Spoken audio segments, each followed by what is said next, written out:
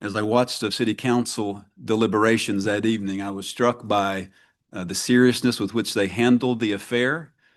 And we saw a motion that was approved by a large majority to adopt a resolution that would have continued the project. Then we saw another action that was debated heavily that ended in a split vote that did not have near the consensus, yet yielded a directed vote tonight from their representative. That's one reason why this item does not appear on the agenda tonight. We did not feel we had proper notice and enough information to make a reasonable vote. Several reports up to this meeting have also indicated that there would be no vote tonight. So one could reasonably argue that the public notice for this item of significance is wholly insufficient. And finally, we find ourselves in another unique situation. Both the city of Charlotte and Mecklenburg County primary delegates are away. They're represented tonight by their alternates, and I want to thank them for taking the time to be here. I do want to note, however, that the primary delegates who are absent this evening were integral members of a working group that developed indicative terms incorporated into the very MOU that the board may be considering rescission of. They have been among the most informed and vocal participants in our discussion, and given their central role in shaping the framework we're being asked to revisit, perhaps, it's not appropriate for this board to take action tonight. Before we move on to the next item on the agenda, let me make a couple of level-setting comments. I've spoken with many of our members who have called me asking for express need for additional time and information following the May 11th City Council view. I share that view. I'm authorized to set future agendas as your chair. My job as chair is to be fair and to protect this board. I intend to place this item on an upcoming agenda that will allow this board to have fully informed discussion with the benefit of complete information. I'll do that with an information session in June, which is our normal protocol, followed by a vote in July. We have been advised that if this body rescinds support for the only funding mechanism currently available, the project is removed from the State Transportation Improvement Program and would be required by law to restart the process in a future funding cycle. None of us are smart enough in the room tonight to know what that looks like. It could result in a delay with cost increases, with the solution generally the same. Finally, in addition, our attorney has advised us that by limiting when the resolution could be rescinded when it was adopted in 2024, we affirmatively limited our ability to do so, such that we don't believe this item is properly even before the board tonight. We'll move to public comment in just a moment, and we're thanking you guys for being here. But I'll remind you, and I'll do it again when we get there, we allot by policy, in fairness, every meeting 20 minutes for public comment. We've got a list of speakers. We'll call them by name. And then each speaker will have up to 3 minutes to speak. Now, let's move to the first item on the agenda, the adoption of the agenda. May I get a motion to approve? Need a second. You got a comment? I'll recognize Mayor Higdon from the town of Matthews. I'd like to make a motion that we amend the agenda to include a conversation about a possible vote on rescinding our support for the I-77 South Express Lane. Mr. Higdon has a motion on the floor. Does he have a second? Second. Seconded by Mr. Mitchell. All right. That motion is in good order. It's made according to our bylaws, which allows a member to place an item on the board with a second, but it requires a majority concurrence of our board. I'd like to open the floor for any discussion before we vote. Is there any discussion? Mr. Chairman. I recognize the county manager, the county chair of the county commission. Yeah, thank you. Thank you. And I appreciate the comments. Good evening, colleagues. I'll say at the onset, I'm certainly no Lee Altman. But with that being said, with respect to your comments, Mr. Chairman, I can tell you that there's no daylight between how Commissioner Altman would present in this meeting and myself. And so as an alternate, I feel fully equipped and capable to make whatever decision on behalf of the Board of County Commissioners here in Mecklenburg County, particularly as chairman of the board. So if there were any concerns about me sitting here tonight for anybody around this dais, I just want to allay any of those concerns. Thank you, Mr. Chairman. Thank you, Mr. Gerald. Mr. Bell, Weddington. I just want to say, in the beginning, when we first took the vote, was it 24? I was opposed to this project, and after hearing information, going through the process, I was enlightened more, and I saw things that could be a win-win for both sides, for the city, for the region, for the residents. I will say this: I don't want to do anything that will be on the backs of the residents. I think we need to hear from them, get their input, and I've always felt that way. The residents are key, but at the same time, I think doing something too quick. A vote too quick for the reasons that you mentioned, Mr. Chair, would be an injustice to the city and to the region. So my opinion would be let's hold off. We've been going along this route for this time period. Let's don't rush into anything tonight, and let's hold off until we've had more time to like what you said earlier, June, July. Thank you, Mr. Bell. Mayor Becker, Mineral Springs. Thank you, Mr. Chair. And I mostly want to echo what you, Mr. Chair, said and what my colleague Mayor Bell has said. My one distinction on this board, well, I have two distinctions. I believe I represent the smallest jurisdiction in the CRTPO region, and with both in terms of population and in terms of budget. So we're a tiny factor in this. But the other one is that I can brag a little bit. I believe I'm the longest serving delegate on this board. I've served 12 or 13 years on this board and seen a lot of board members come and go, and seen a lot of major and minor issues come up. And I've come to really respect the integrity of this board, not each individual, just the integrity of this as an organization, that we're tasked with a deliberative approach to what we do. It's why those of you who haven't visited, a lot of the residents here, it's why we frequently have an information item, get a lot of information, don't vote on it, it comes back for a vote the next month. It's been that way for as long as I've been on the board. We're very careful to always give public notice. The meeting agendas are posted on a week in advance. It's crucial that the public be aware and that we don't blindside the public with a change at the last minute, or something of any nature, but certainly something this important to a lot of people. I've gotten the emails too, and it's important to a lot of people, and it doesn't matter which side you're on, it's important. And for the public, many people to not know that there might be a vote on a major change in this project at this meeting, that's not fair to the public on either side of the issue. So my experience with this board is just to encourage our delegates here to allow this procedure to happen the way it's been happening for as long as I've served, and which has done us, it's done us very well as a board. It's allowed us to retain credibility with all the stakeholders, with the Federal Highway Administration, with the Board of Transportation, with NCDOT. We're well respected because we don't do things without adequate deliberation. Thank you. Any more discussion? Yes, Mr. Avon from Town of Morrisville. So hearing all of this, I agree with you, Mr. Chair. And you have been very forthcoming in saying that we will add this to a future agenda. I think that any move to hear it tonight is kind of it's a knee-jerk reaction, and it's putting things very quickly, and the best decisions are not made quickly. Okay. I recognize Mr. Lathrop. Thank you, Mr. Chairman. I'm speaking on behalf of myself as much as I am NCDOT. I'm appointed by the governor. I'm not an appointee of NCDOT.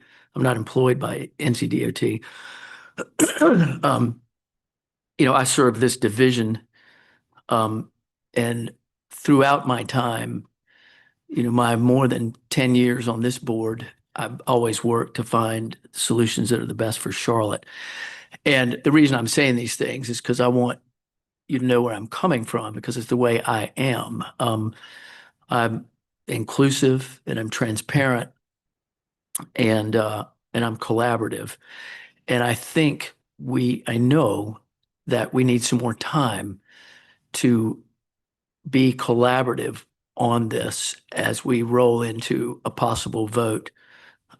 As the chairman outlines the time, but over my 16 years, I mean, in being on different boards and committees here, being on the planning commission, being on the planning coordinating committee, being on the Knight Foundation board, working on connectivity with the West End, being on the Little Rock Community Development Corporation, working on affordable housing. I'm collaborative, and I just want folks to know, and of course, in my 9 years on the Board of Transportation. So that's why, I want more time for this to collaborate. And I think it's human to have differences, but I think we're at our best when we collaborate.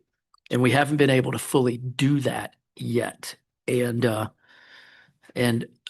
not going to relitigate that now, but just to say that I urge us to collaborate and that all stakeholders and groups really take that time. And, in that vein, we need time for it. We've got, and let me be specific about what we have time to do, and that is to have a collaborative process that's inclusive and transparent, and to work on at least two fronts, but many fronts. One, to have, and there's been a lot of talk about having studies, take some time to have a study by an independent firm to really look at the research that's out there, what's the true impact of these alternatives in managed lanes, or what's the impact of just more general purpose lanes, which may not be acceptable because it would expand the footprint. But also to look at, how do we pay for this, or how do we pay for all the other ideas that are out there, because some of them can't be paid for by DOT, so we've got to get money from other places. And so there's lots of things that need to be talked about. And the council resolution that was 10-1 has pretty rigorous discussion about what could be done with more time. And, whether it's talking about transit, express buses in the managed lanes or otherwise, ways to look at 485, and different ideas to improve. And that's before we start talking about community benefits, which can be really fleshed out and studied, reconnecting over 77, acknowledging that it was a bad thing to sever the community by 77, but look for ways can never undo that, but to reconnect. And we have a once in a generation opportunity to do that here, to look at what's on such caps, explore ways to pay for it. Is it possible to use the land or the surface that's created on the cap to pay for it, perhaps? If there's, real estate that's created, as well as ample room for parks, so, to have an opportunity to truly and honestly get data and facts about what works, what doesn't. So to look at really how we could design caps and community benefits, and what's affordable and what's not. And so, if we have a vote tonight, we won't have the info to really study and collaborate all those things. We'll short circuit that. And so in that sense, to the point that others have made, we won't be fully informed. And it's such a drastic decision. I think we've got a responsibility as leaders, if we're truly leaders, to take more time. And so, in the spirit of collaboration and respect, I really urge this not to be put on for a vote tonight, but to wait until June. It's such a huge decision about the future of our region, and to take the proper time to fully consider what the opportunities are here. The once in a generation opportunities to do some super innovative things, to even be bold and innovative in what we can do for this community, and to know truly what are the consequences of rescinding this now, and study the alternatives and the benefits. So, I respectfully just want to urge that this matter not be on the agenda tonight, and know that it can be fully considered at the subsequent meetings as has been outlined. So thanks. Thank I'll you, be Mr. quiet now. Glazer. But before I recognize Mr. Travis, who had his hand up, Mr. Higdon, Mayor Higdon, would you restate your motion? I forgot to write it down. Motion was that we amend the agenda to include a conversation about and possible vote on rescinding our support for the I-77 South Express lanes. Thank you very much.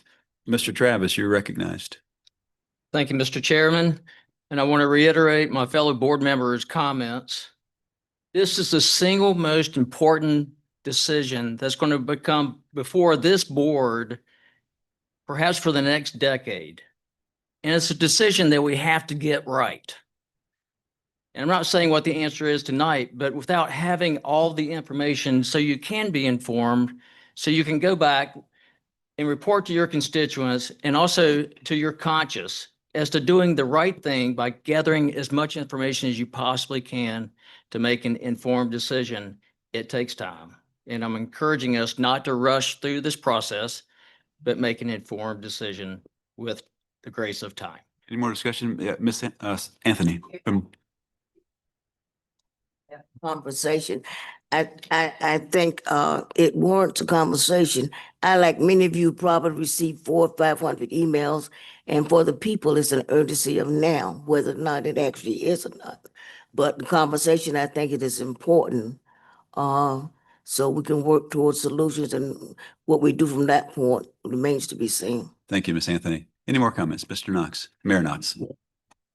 I'm gonna kind of take an opposing viewpoint to some of my fellow board members because we have talked about this thing for more than 2 years. I don't think there's an aha moment for the public. We have all received hundreds of emails every month for the last several months. We have been in this boardroom for the last 3 months at least, where we've had an overflow of folks that are standing in opposition to this for one reason or another. So whether or not we move this to a vote or not, it is important because of the significance of what this is.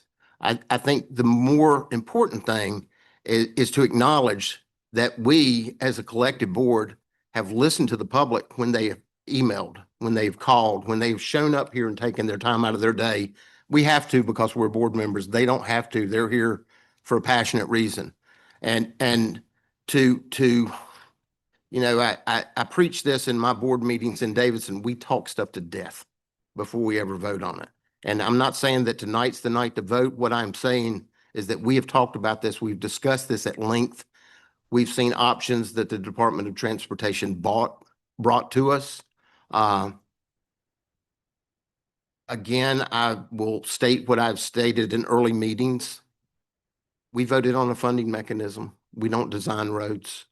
I will tell you that had we seen the design preemptively, nobody would have voted for it probably. I don't know that. I'm speaking out of school, but where we're at right now is to Mayor Higdon's motion to have a discussion on this, I think is important. I will note, and I've talked to several folks on this board, that it is somewhat problematic for me, and that the two of the louder voices in this room are not here tonight with Councilman Driggs and Commissioner Altman.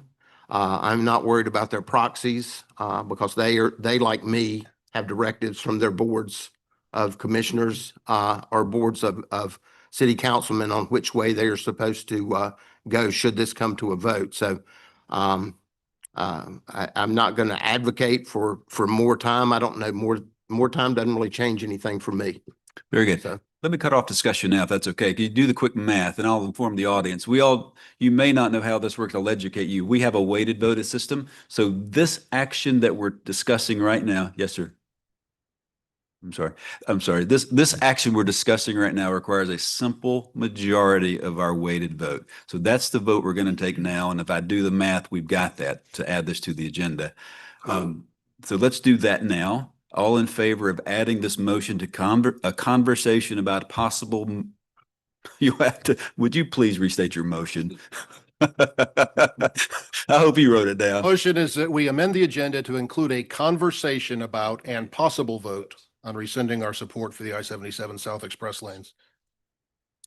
More discussion, I'll allow that. Yeah, I'll just make it quick. I would like for them to dissect because I got conversation and possible vote. So can we minimize it to one or the other or?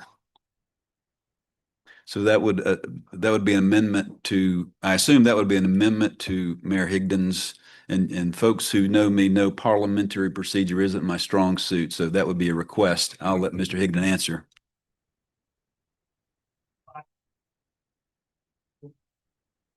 Thank you. You just met our attorney, Mujib Shakan. Thank you. We could divide the motion if Mr. Higdon is willing to. Is that correct? Are you willing to divide your motion into two motions? Yes. Okay. So we've got two motions on the floor, two additions to the agenda, discussion and a vote. So we'll do those separately. All right. So I'll take it. However, if I could say one thing, I think the conversation would inform whether or not we voted, but I'm for to go forward. Okay, very good. So we have a motion on the floor to have a conversation about the words that he used so eloquently so to rescind support for I-277 funding mechanism. So if you vote for that, you're voting to have a discussion about it, and it will be followed by a vote to have a vote on that very thing tonight. So if you vote for the second motion, you'll be voting for a vote. I want everybody to be clear about what we're doing. So, please. The motion, as I heard it, as restated, was a motion for a possible vote, not for a vote. In fact, it's been restated that was, so I'm not sure that bifurcation of this motion is appropriate. I think That was my understanding too, wasn't saying to actually vote. Well, I Sort of lead to what Okay. happened at that point. again, I think the conversation would inform whether or not we vote. It sounds So like let's- there's a good number of people that don't want to vote tonight, but So Mayor Higdon, would you? Have information to make an even knowledgeable decision on how to vote in our board, in our city. Has not even been presented any of this information. okay. I just think it's ill-advised, the magnitude of this decision to vote without proper. Please, thank you. So let me just ask Mr. Higdon, who made the original motion, to have a conversation and discussion about a possible vote tonight. Let me ask you to make that your main motion, and we'll move on from there and vote. That'll be my main motion. Very good. We have a motion on the floor. All in favor, please say aye. Aye. Aye. You know what? Tonight's a weighted vote night because we have some dissension. So we're going to start what we'll do later tonight if we needed to. We're a roll call vote because each of you are assigned votes of varying weights. It'll take a little bit longer, but I think that's the most appropriate way to do this. So I'll turn to our secretary, Neil Burke, and have him do a roll call vote. Thank you, Mr. Chair. I'm going to go around to you, starting with Statesville. Nay for Statesville. Mooresville, Nay. Troutman, No. Board of Transportation Division 12. Wesley Chapel. Marvin. Mint Hill. No. Mecklenburg County, Yes. Charlotte, Yes. We're at a simple majority, Mr. Chair. Okay, very good. That motion passes. Thank you. So what we've done, we've just added that motion to the, or that item to our agenda. It goes to the very end of our agenda by the bylaw. So that will be at the conclusion of our meeting. To spare everyone in the room an extra long meeting, we have one item on the agenda that we can easily dispose of. So I would like to make a motion to remove item number 7 from the agenda, excuse me, number 8 from the agenda. Basics Act Federal Reauthorization. We'll kick that down the road later. Mr. Elcourt would be fine with that, I'm sure. May I have a motion? Excuse me, I've made the motion. May I have a second? Second. Any discussion about that one? Let's not take a weighted vote. I think it will be unanimous. All in favor? Aye. Any opposed? Okay, we just shortened the agenda a little bit. Thank you guys for that allowance. All right, housekeeping is done. One final, what we just did was very important too. We added an item in an agenda that wasn't previously noticed. While that vote required a simple majority, which we achieved, if there is a vote later in the meeting on that item, it would require a 2/3 supermajority. Our board knows that. I just wanted the public to know that as well. All right, it took us a while to get here. Thank you for your patience. We're now into the public comment period. Here's how this works, and I will remind everybody again, we have allotted 20 minutes of every board meeting for public comment. I have 10 speakers who signed up. Thank you very much. If you do the math, you realize that if everyone has 2 minutes, everyone gets to speak, but you're allowed 3. So my request would be this. Keep your comments as brief as you can to allow more people to speak. I would also ask the audience during this time, please don't applaud, cheer, anything that would distract or delay the next speaker speaking. If you would honor that, I would appreciate it. We know where you stand. Thank you very much. I'll call the first speaker, Matt Panic. We're doing these in order, by the way, that they were received.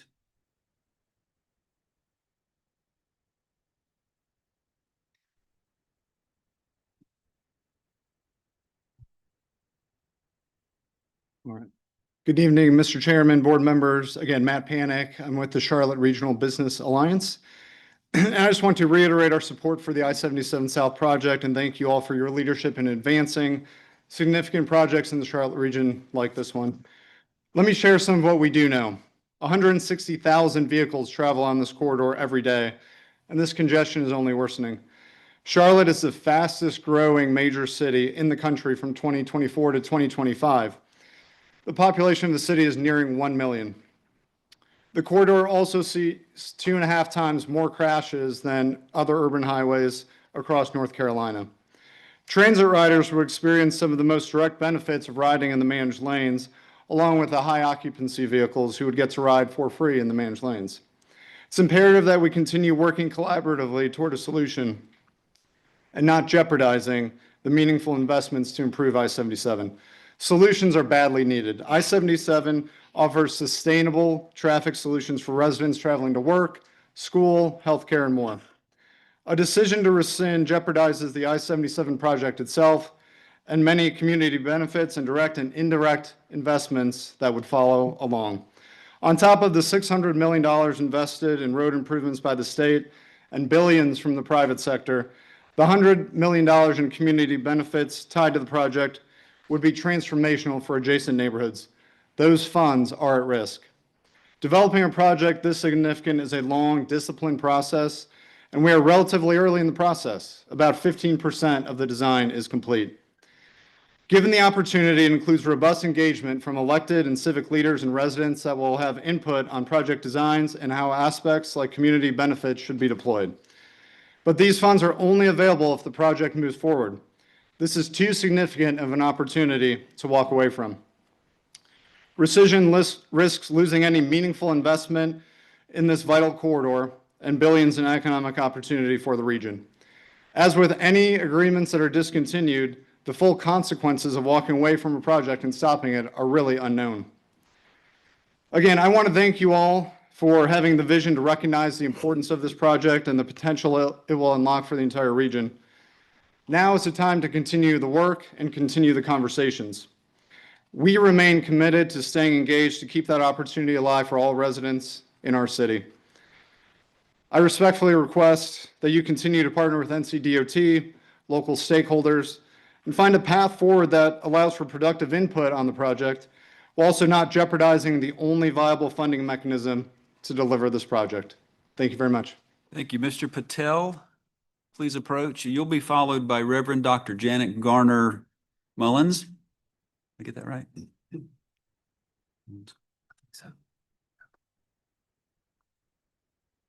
Thank you, Mr. Chair and members of the board. My name is Vinay Patel. I'm a board member of the Greater Charlotte Tourism and Hospitality Alliance, representing more than 900 different businesses in our region focused on tourism and hospitality. Charlotte's hospitality and visitor economy has had record-breaking year in 2025 as the CRVA reported a $1.2 billion total economic impact. The hospitality industry secured more premier events, conventions, and mega concerts than ever before. The NASCAR Coca-Cola 600 this weekend, the MLS All-Star Game, the 2027 and 2028 NCAA basketball game, the World Military Games coming here in 2027. That means more jobs for local workers and more visitors experiencing Charlotte that consider returning here for a trip or even relocating. That means more jobs for local workers and more visitors experiencing Charlotte.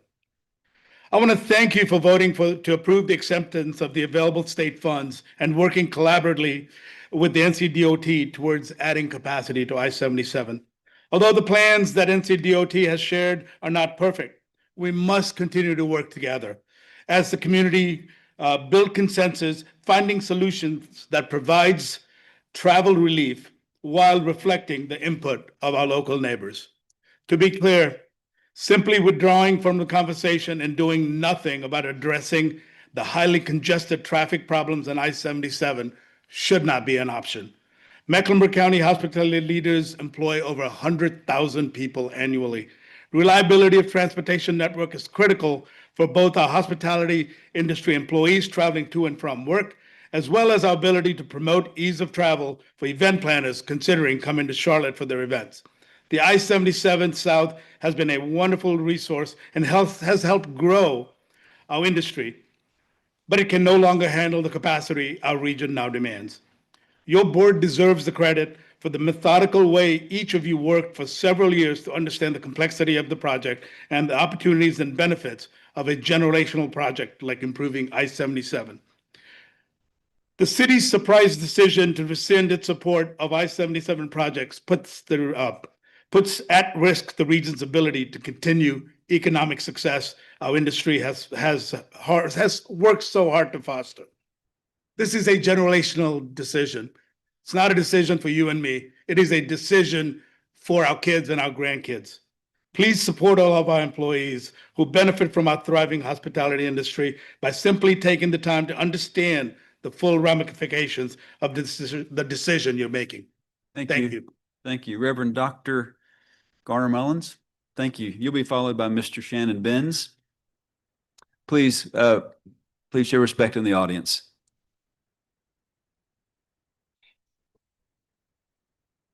Good evening. My name is Reverend Dr. Garner Mullins, and I come to you as an advocate working at the intersection of environmental justice and healthcare access here in our region. As I shared in my written comments, this is not simply a transportation decision, it's a decision about equity, access, and the kind of region we're choosing to build. The proposed I-77 South toll lanes raise serious concerns, not only about mobility, but about who benefits and who bears the burden again. When transportation decisions limit access, increase financial strain, or create barriers between communities, they directly impact health outcomes, economic opportunities, and quality of life. From a healthcare justice perspective, we know that transportation is not just about moving cars.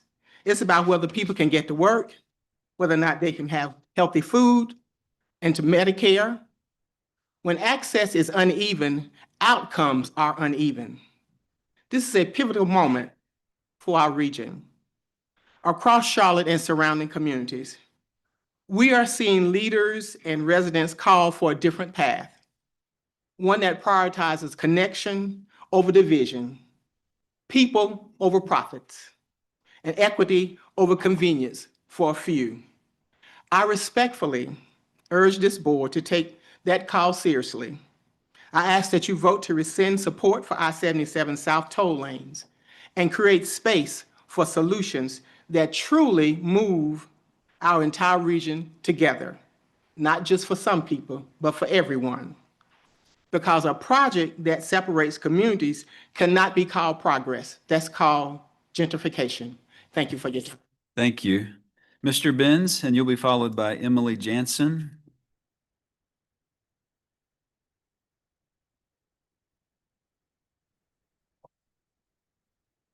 Good evening.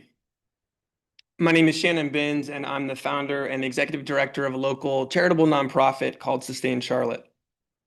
I'm here tonight because I-77 was not on your agenda, and it should have been.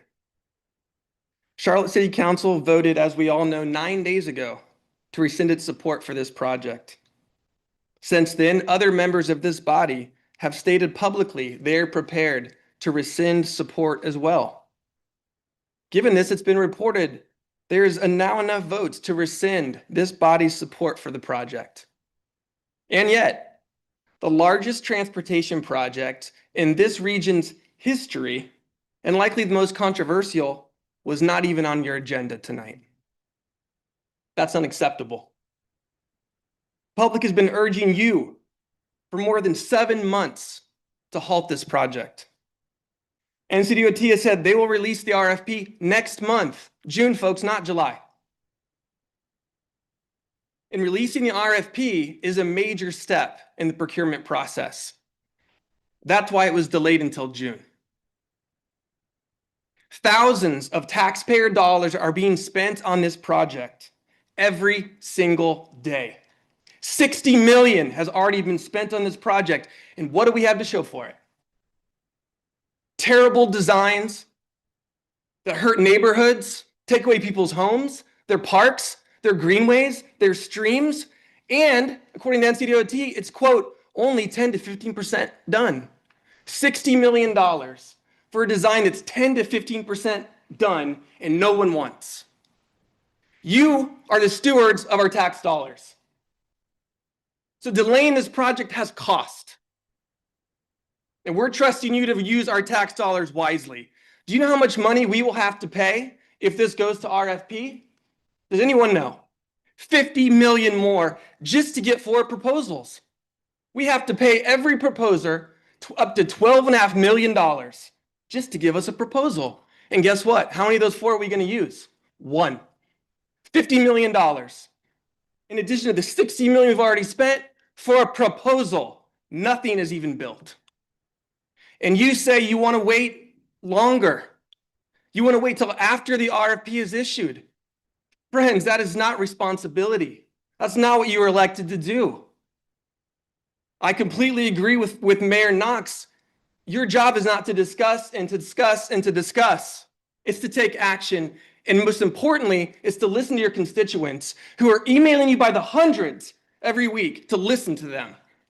You not only don't want to listen, you don't even want to talk about it. Many of you voted not to even talk about it tonight. Mr. Benz, your 3 minutes is up. Come on. Please. Ms. Do what you were elected to do. Ms. Jansen.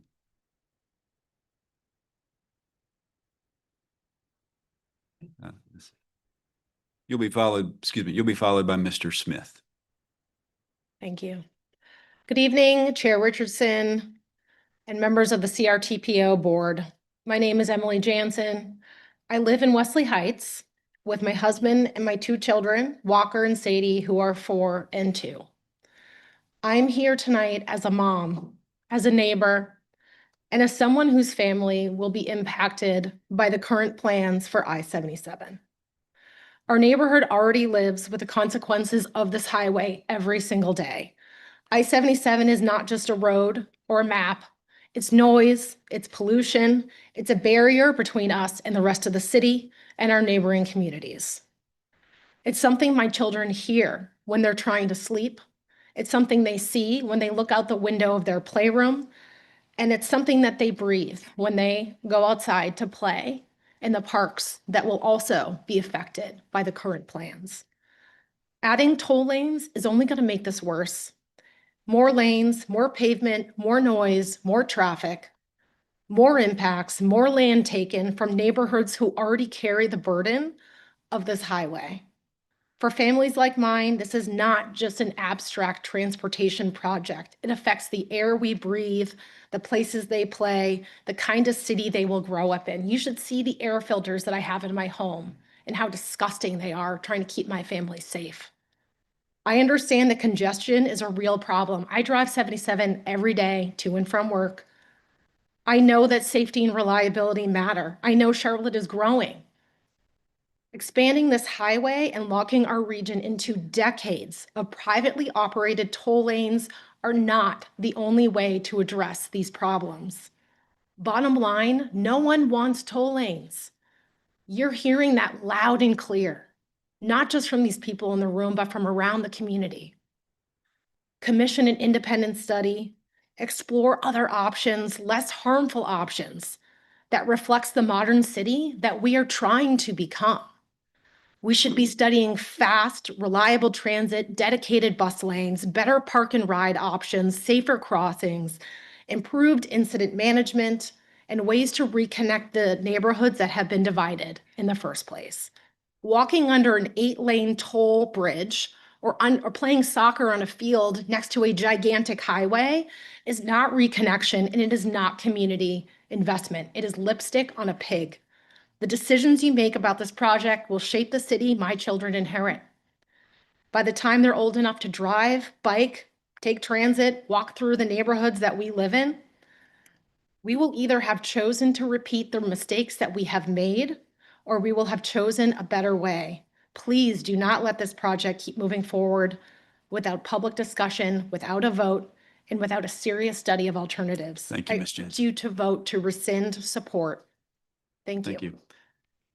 Mr. Smith, followed by Mrs. Didier, if I said that right.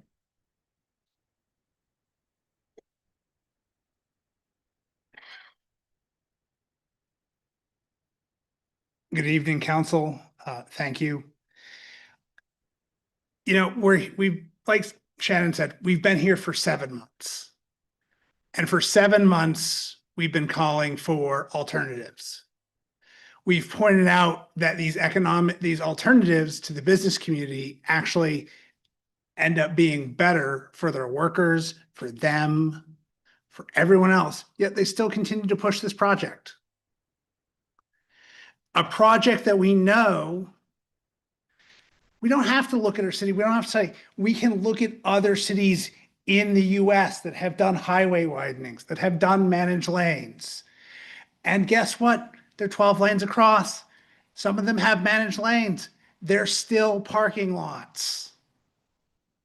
So why are we going to invest $4 billion into a project that's not going to work? It's not going to solve congestion. It's not going to meaningfully improve transit times. It's not meaningfully going to reduce accident rates because of induced demand. But we could do something like Raleigh is doing, which also has 12 lanes on I-40 and is still a parking lot.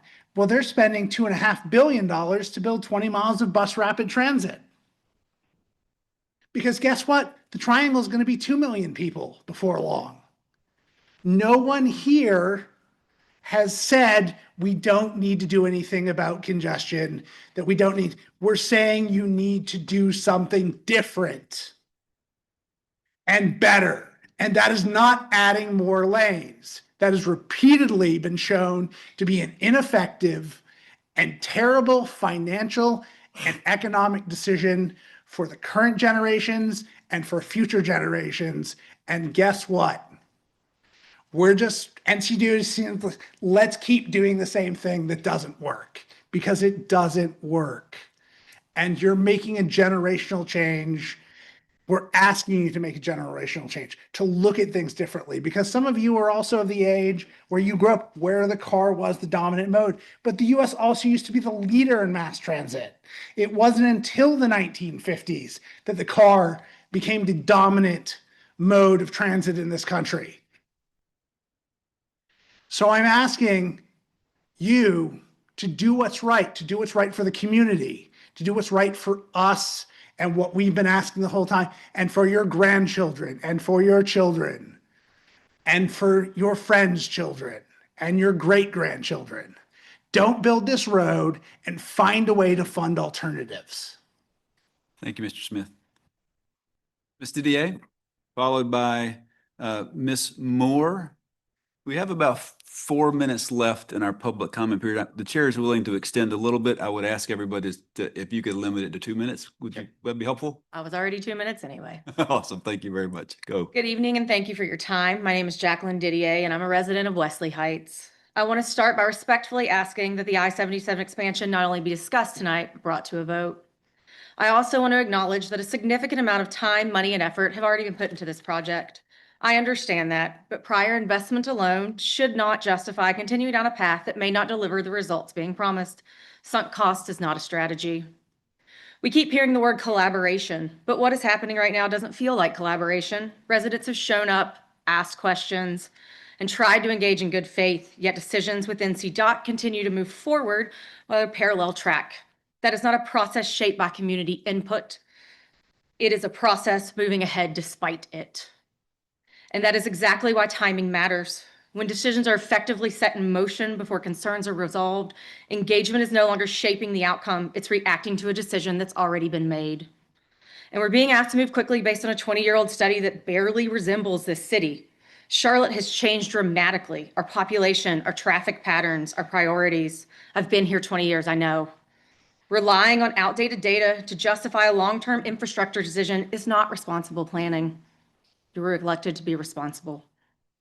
The research is clear. Expanding highways in urban areas does not provide lasting congestion relief. It creates induced demand, meaning new lanes fill quickly with more traffic.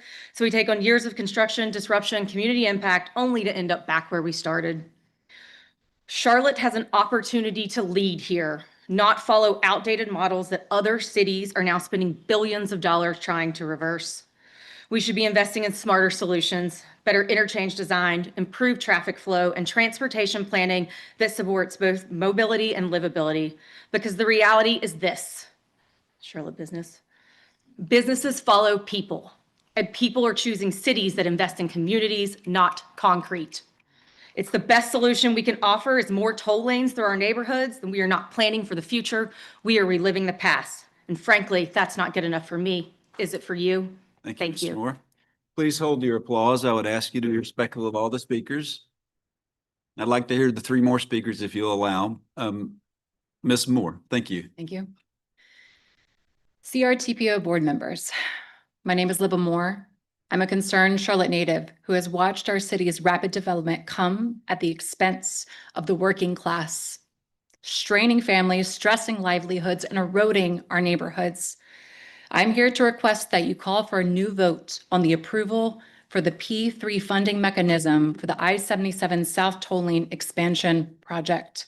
Tonight, I was asked to speak for Teresa Wilmore of Spruce Street, a homeowner of one of the residencies that will be raised as a result of the current plans for this project. She has lived in the Wilmore neighborhood for over 30 years. She recently retired from CMS after 43 years of custodial work. Just 1 year into her retirement, maps for the I-77 toll lanes were revealed. She's terrified because she loves her community. And she says it's a quiet, peaceful, and beautiful place to live. She renovated her home back in 2017, and she has every right to age in place, to thrive in her space, and to stay rooted in her neck of the woods. Recently, NC consultant Devla Arnold said, we have to make sure that all voices are represented here. And quite frankly, I'm very concerned about a small group of voices really dictating this project. That small group of voices are the folks whose homes will be razed, demolished, and they will be displaced. That small group of voices are not dictating the project, rather demanding to be seen, to be heard, to be respected, to be loved, to be cared for as community members. Recognizing the humanity of neighbors is far more important than a $3.2 billion project that won't even benefit most commuters. I was extremely proud to be in the room when the City Council made the brave and courageous decision to rescind their approval of the project 2 Mondays ago. My hope is that you will do the same tonight. Thank you. Thank you, Ms. Moore. We've got two more speakers, Mr. Green and Mr. Lockhart. Please approach. We'll allow 2 minutes for each of you if you'll, then we'll move on to our board business. Thank you for being here. Mr. Green. Of course.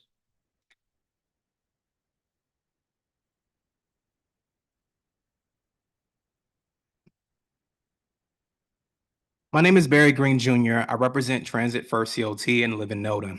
But tonight I share my personal experience as a father provider navigating the city with one reliable car. From October to March, I had 2 jobs in the hospitality industry, one in Morrisville and one in South End. I took I-77 in the morning to Morrisville, knew at exit 23 I'd run into congestion, despite toll lanes. I sat every day until exit 30, eventually getting off on 36. When working both jobs on the same day, it meant hoping at 5 p.m. I could leave Morrisville and make my 6:30 clock in at my other job in South End.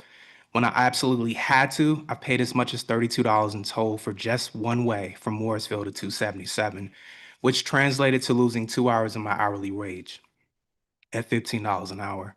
I looked into other transit options and found ICAT's Commuter Express, which would have dropped me off at work in Morrisville at Consumer Square, but low frequency wouldn't allow round trips back to Charlotte as a viable means, so I quit.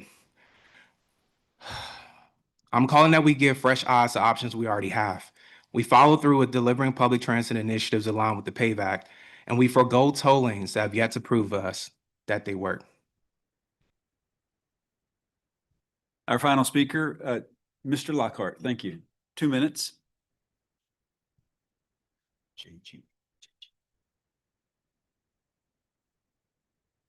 Good evening, distinguished ladies and gentlemen. My name is J.G. Lockhart, and a little over a year ago, let me start out with this. For God has not given us a spirit of fear, but of power and of love and of a sound mind. Now, last year about this time, I ran for city council because I saw a transportation disaster about to befall my city. And of course it did. We passed a transit tax that we're already running into multiple problems with, okay? Now, unlike a lot of the people that you guys represent, I actually have transportation experience, and I am a native of Charlotte. And if you are a native of Charlotte, then you know that the transportation problems on I-77 South, this solution is not going to do it, because these problems started long ago. And with the explosion of people moving down to Rock Hill, Fort Mill, and all that, we've got bigger problems than just a toll bridge that's going to pack more cars in one congested area. It is not environmentally sound. It does not make any sense. So I encourage you all to have courage and push back, ask questions. Who came up with this? What was the second alternative, the third, the fourth, the fifth? Charlotte deserves the best. Charlotte deserves the best. Mr. Patel said this might not be the best. I'm sick of hearing that. We deserve the best. If we're going to take charge and lead our city and we're going to be different, then we need bold people. We need you guys to have courage, ladies and gentlemen. We need you to have courage to stand up and say, is this the right thing? What did we not look at? It's too many people over here that feel impassioned about this, and they're the residents. The other people, they're not the residents. Thank you. Thank you, Mr. Lockhart. That concludes our public comment period. Hey, guys, thanks for being polite in the room and getting us through that. It was really helpful. We're going to move to our business agenda. I'll turn the mic over to Neil Burke, our secretary, for his normal agenda portion about ethics. In accordance with the State Government Ethics Act, it is the duty of every board member to avoid conflict of interest. Does any board member have any known conflict of interest with respect to any of the matters coming before the board today? If so, please identify the conflict and refrain from any participation in the particular matter involved. Hearing none, thank you. We'll move to the consent agenda. All items below are considered routine. May I have a motion to approve? Mr. Becker, a second. Second. Thank you, Mr. Lotta. Anthony, motion's made second. All in favor, please say aye. Aye. Any opposed? That passes. Item number 6, MOU and Board Bylaws Text Amendment. I'll recognize Bob Cook. Thank you, Bob. Evening, everyone. No PowerPoint presentation tonight. And no action requested tonight on this agenda item, but we will be coming back to you in June seeking action on this item. So the issue before you tonight is the need for text amendments for both our memorandum of understanding and our board bylaws. And simply to replace references to the Metropolitan Transit Bob, Commission. is your mic on? I'm having trouble hearing. Sorry. Replacing references to the Metropolitan Transit Commission with references to the new Metropolitan Public Transportation Authority. So in your agenda packet, you had 2 memoranda from our attorney, Mujib Shah Khan. And in that information, he explained the need for the amendments and also noted in there where in both documents the amendments or the changes needed to be made. So first about the why the amendments are necessary. As you know, the PAVE Act was signed into law last year, and then the voters here in Mecklenburg County approved a sales tax referendum in November, and that created the MPTA and will result in the dissolution of the MTC later on this month or next month. And also I'd add too that federal regulations that govern MPOs require that representatives of public transit agencies need to have a seat on MPO policy boards. So approving the text changes will result in the MPTA becoming a voting member of this body once all the signatures are found or are obtained for the revised MOU and from both the member jurisdictions and from the governor.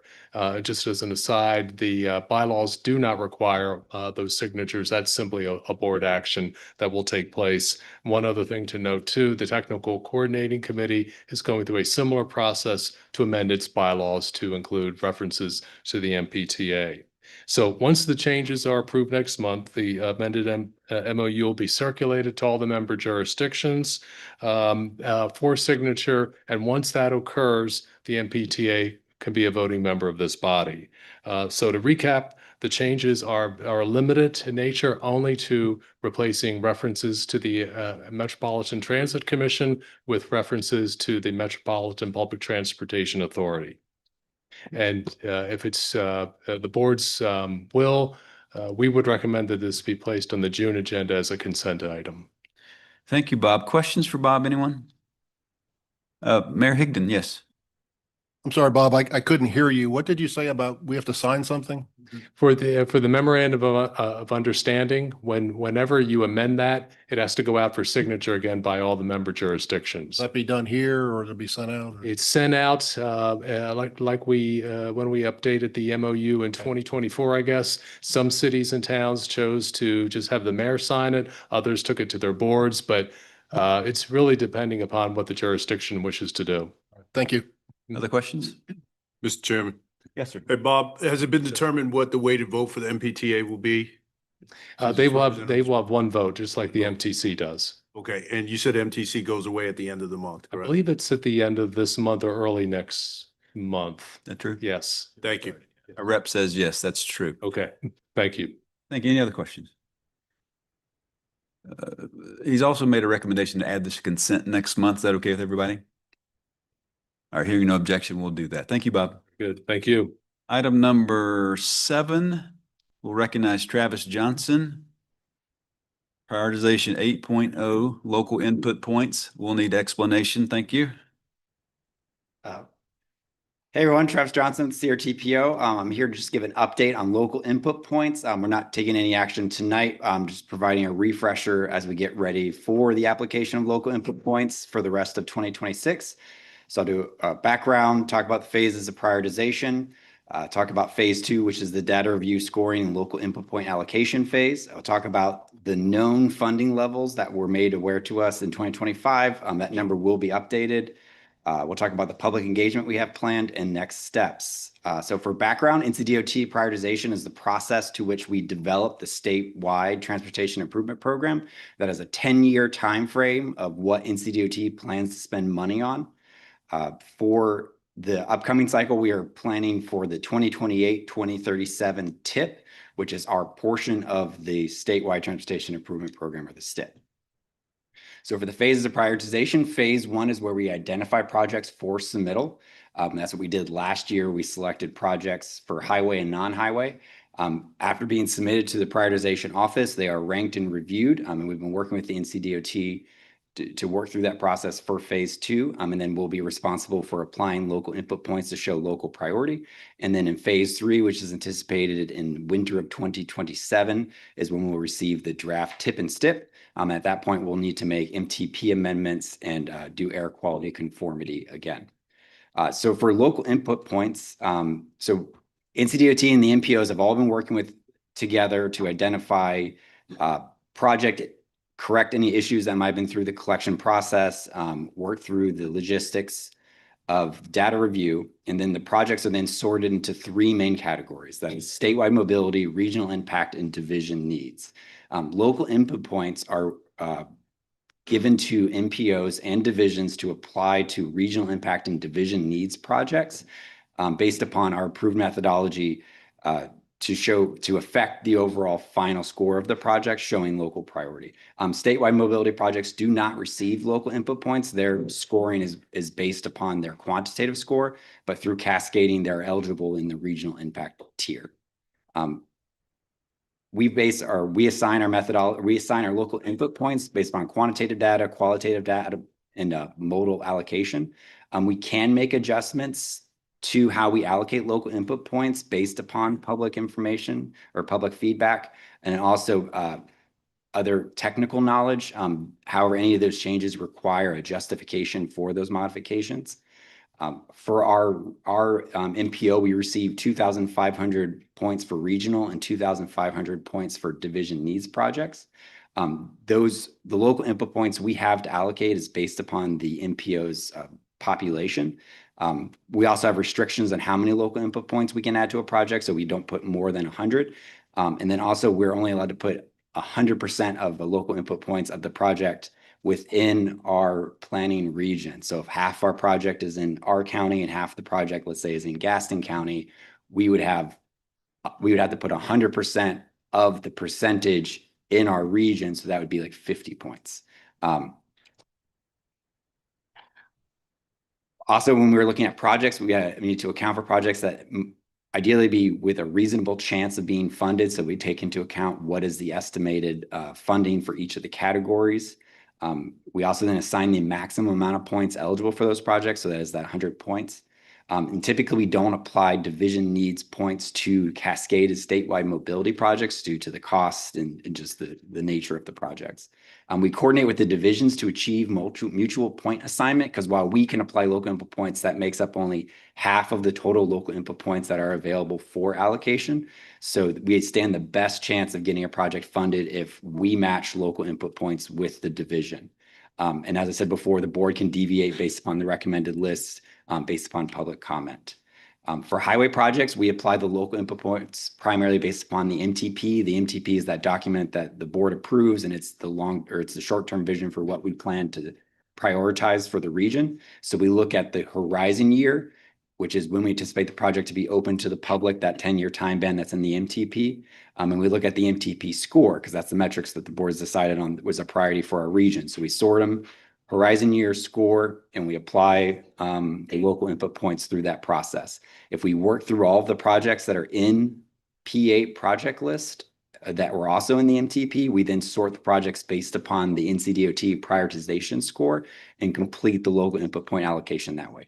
For non-highway, we use the prioritization score based upon the spot score that is provided, and then we allocate each of the non-highway modes at least 100 points. And sometimes it does result in one additional non-highway project point. The methodology for the non-highway is not as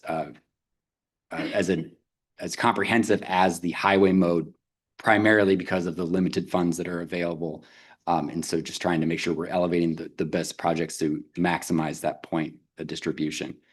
If less than 100 points remain in a funding category, we can allocate that to a different mode, or we can just maximize what those points are left to the next project on the list. So how that plays out for us typically is for the 2,500 total points and regional impact, typically 85% will then go to highway and 15% will go to non-highway. And then for division needs, 80% of that goes to highway projects and 20% of that goes to non-highway projects. It is also possible for us to donate and or receive donations from neighboring NPOs for local input points. It requires coordination between all parties to make sure we're all in agreement and we share the spot ID, make sure there's no confusion over what we're about to do. This typically happens when a project crosses many NPOs or many jurisdictions, and while as a priority for a neighboring NPO might not be a priority for us.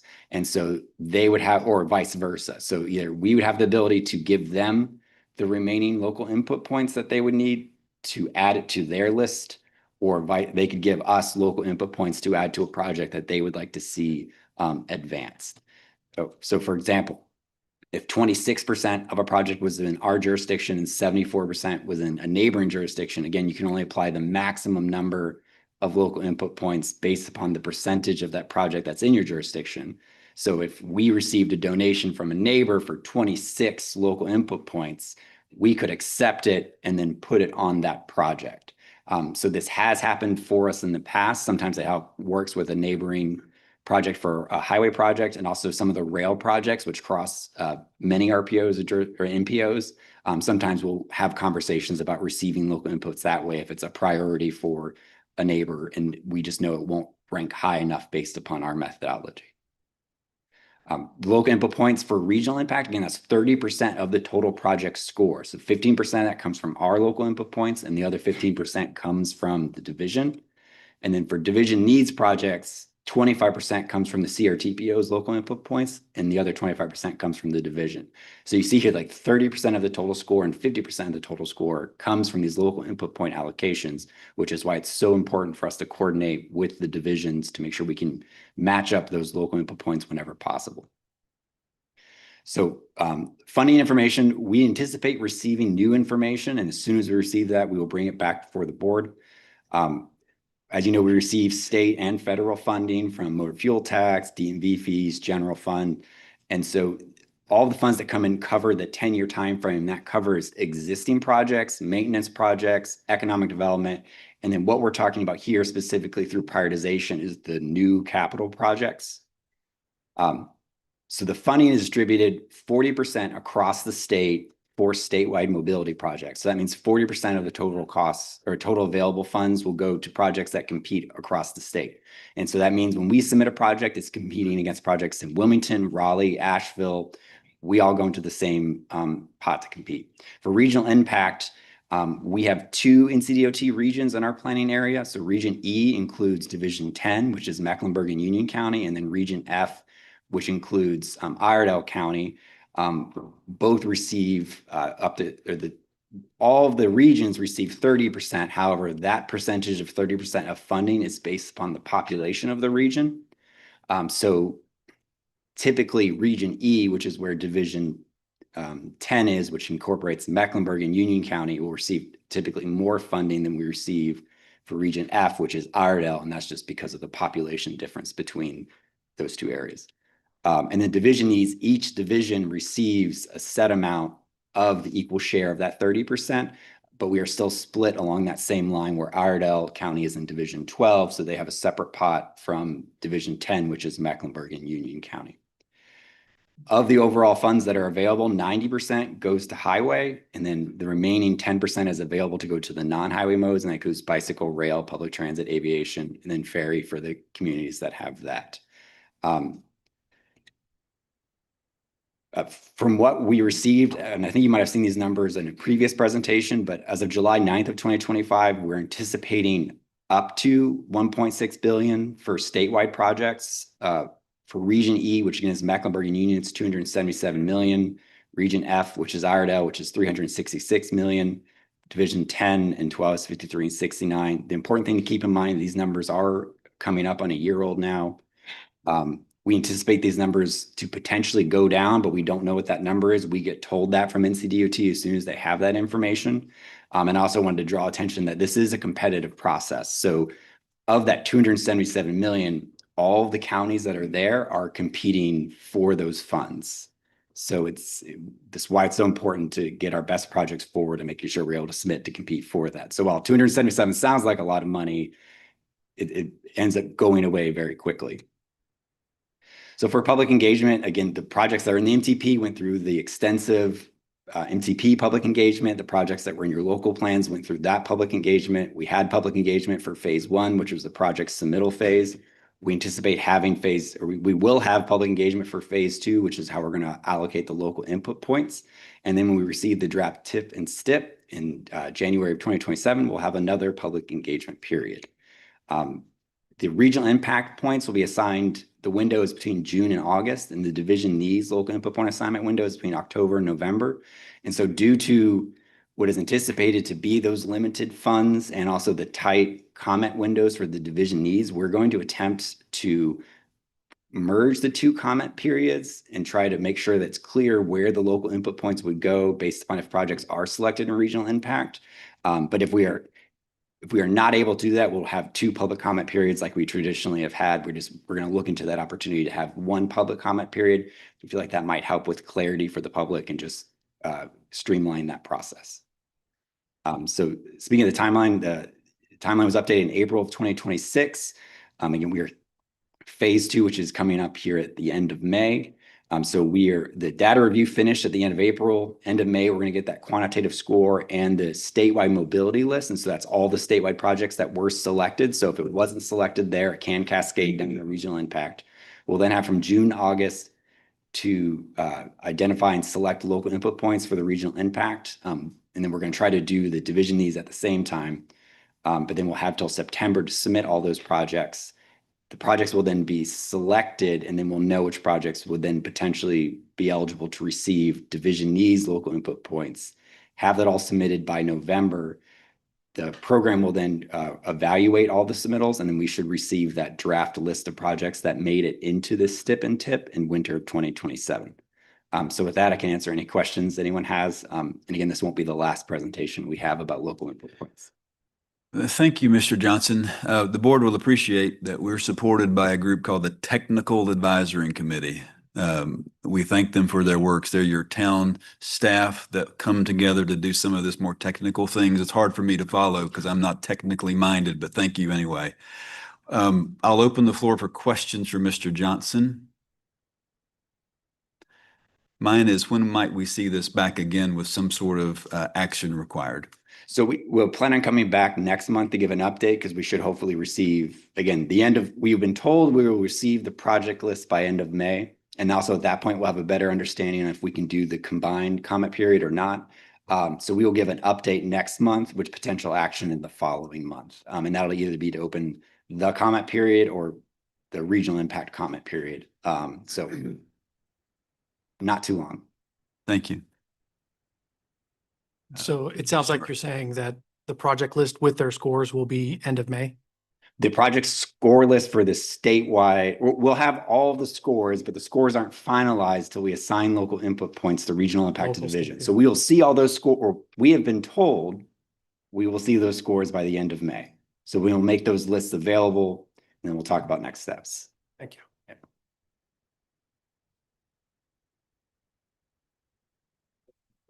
Hey. Okay, thank you very much. As I failed to put my microphone on, I got a reminder from our staff that as we speak during any other discussion tonight, just make sure the green light is on. They're having trouble picking us up when we don't turn on the mics. Our next item up is upcoming agenda items. Neil? The June 17th CRTPO board agenda is anticipated to include another update on NCDOT P8.0 local input points phase that we're in that we just heard from Travis from CRTPO. We will have the MOU and bylaws amendment to replace MTC with MPTA on the consent agenda for the June 17th meeting. And we'll also have an information report regarding the Gaston Cleveland Lincoln MPO and CRTPO coalition update. That coalition will be meeting on June 5th. So the coalition members and staff will be providing a brief update on that as well. Thank you. Next up is NC Division 10 and 12 updates. Let me just take a moment to say, given what we'll talk about next, any reports? In your packet, click on the hyperlink. You see the report they give us each month about lists of projects. That is the report, by the way. It doesn't always need to be verbal, but that is their report, any updates they would share with us. But given the conversation we'll have in just a few moments, I think it's appropriate to skip this for now.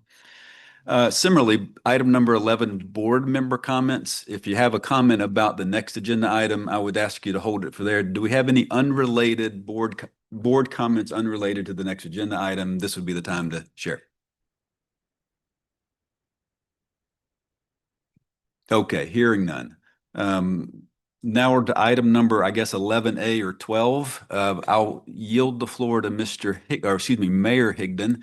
I believe the motion was discuss the I-77 South Managed Lanes project and consider a possible vote. Did I get that right? That's correct. Thank you, Mayor Higdon. All right, I would like to preface my comments tonight, as I always do, by saying that I really appreciate NCDOT and the outstanding work they've done and continue to do across the state, including in my hometown of Matthews, where several projects are underway. That work is valued and appreciated, and my comments tonight are in no way being critical of NCDOT. As a matter of fact, Huntersville Mayor Clark and I met with Brett Knipe and Lewis Mitchell this afternoon for nearly an hour to discuss this very matter that's before us. I think every elected official in this room, if you ask your constituents what their three biggest concerns are, they'll say traffic, traffic, and traffic. And when people say traffic, they're not talking about road availability. They're talking about congestion and delayed travel times that affect their daily lives. The P3 model we are contemplating for the I-77 South Express lanes, just like its counterpart in the north, does not meaningfully address congestion. Over the past week, I've had the opportunity to travel the I-77 North corridor multiple times. And based on those observations, anecdotally, I can say maybe a single-digit percentage of the overall traffic was utilizing the express lanes. And the reason is straightforward and obvious. The toll lanes rates are simply too high for most drivers. I observe rates over $6 per segment, not during rush hour, but during midday. So for many commuters, that translates to $25 to $50 per trip each way, per day, every day. That is not a realistic option for the vast majority of working class families that live in our region. And as a result, the express lanes remain underutilized and ineffective. Congestion persists in the general purpose lanes, and the public grows increasingly frustrated with the lack of relief. And I suspect a few of them are muttering our names as they sit stalled in traffic, wondering why we aren't doing something to help them out. The proposed I-77 South project runs through an 11-mile urban corridor from uptown to the South Carolina line, directly affecting established neighborhoods such as McCrory Heights, Wesley Heights, Wilmore, Loso, Montclair, and Arrowwood. And without delivering meaningful congestion relief, the project risks property takings and potential displacement, further division of already impacted communities, adverse effects on parks, greenways, and the environment, and a disproportionate impact on historically Black neighborhoods.